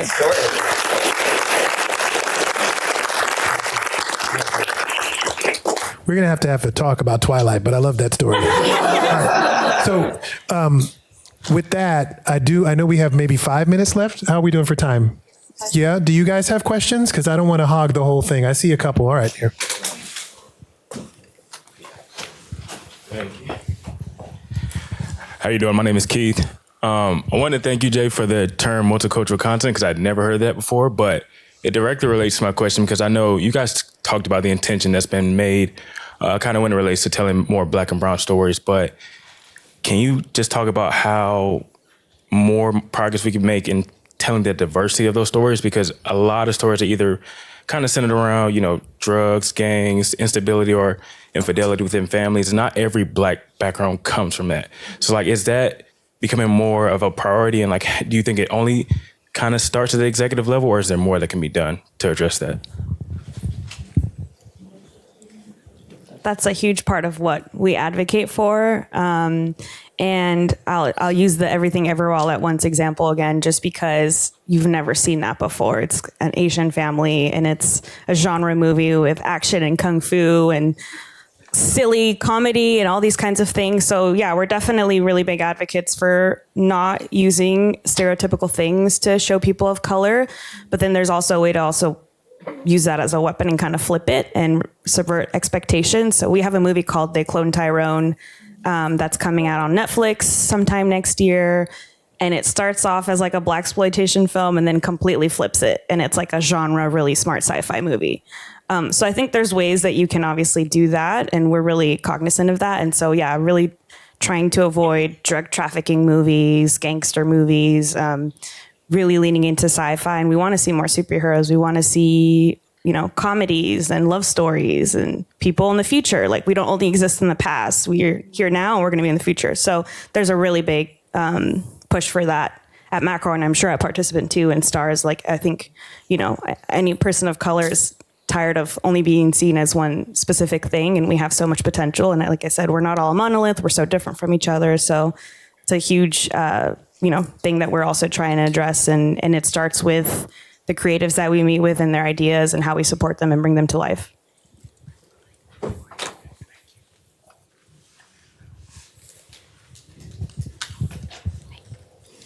Thank you all so much for your time today. I'm Taylor. I would love to learn a little bit more about some of the hard skills that you see people on your team have that make them quality and collaborative players that contribute to the incredible content that the companies that you work for put out. Okay. Hard skills. Yeah. So on my team, we have a lot of people who come from backgrounds like marketing, social impact and advocacy, nonprofits, digital marketing. I would say probably in my world, as it is right now, and I'd also say this probably for our teams that work more closely with the content and the development of content. Project management, I think, is really, really important because, when we're in the throes of being at Sundance, we're in the throes of helping to launch a film, and we're in the throes of a negotiation for a sale, having that level of precision and that level of communication and that level of bringing people together so that everyone understands, again, what we're trying to do and how we're going to be moving forward and what we're going to say, all the different pieces that go into executing a plan, all that is project management. And so when as you guys are in your, who's in the middle of doing AMRs right now? Are you guys in? Yeah, okay. So when you guys get to as you're doing your AMRs or when you're about to do your AMRs in your second year, that's really where you start to learn. And I know everyone's doing small groups right now too, but that's really where when chaos starts to hit, the people who know how to manage a project really come in and help bring peace to that. So I think that's something that can be applied in any industry, in most places. But yeah, hopefully that helps. One more question. Okay. So hi, my name is Morris Scott. I really appreciate your insight into the industry. So thank you very much for that. So my question regarding investing capital to make a film possible, I guess, are there, or what players are pretty much involved in making these investments? And I guess what players are what are the different sources of funding as it relates to making these films possible? Well, there's obviously the traditional routes through like a studio. So, Warner's, Amazon, Netflix, all those places. But then there's also like private equity if you're independently financing stuff. There's also all kinds of grants out there too that people can apply for. There's also money that certain countries can give for production too. So for example, in Mexico, they have a thing called FECINE that filmmakers have to apply to get a certain amount of funds to make something. So, and it, sometimes for an independent film, it can be a combination of, all those things, of a grant, but then also some private equity. And the private equity can be ranging from like an independent, really wealthy person who just wants to put money into something like that, or a production company that has financing. And so it can come from a wide range of things. And then, like I said, some people can like crowdfund things too. So there's different ways. All right. We're out of time, but thank you so much. You guys are awesome.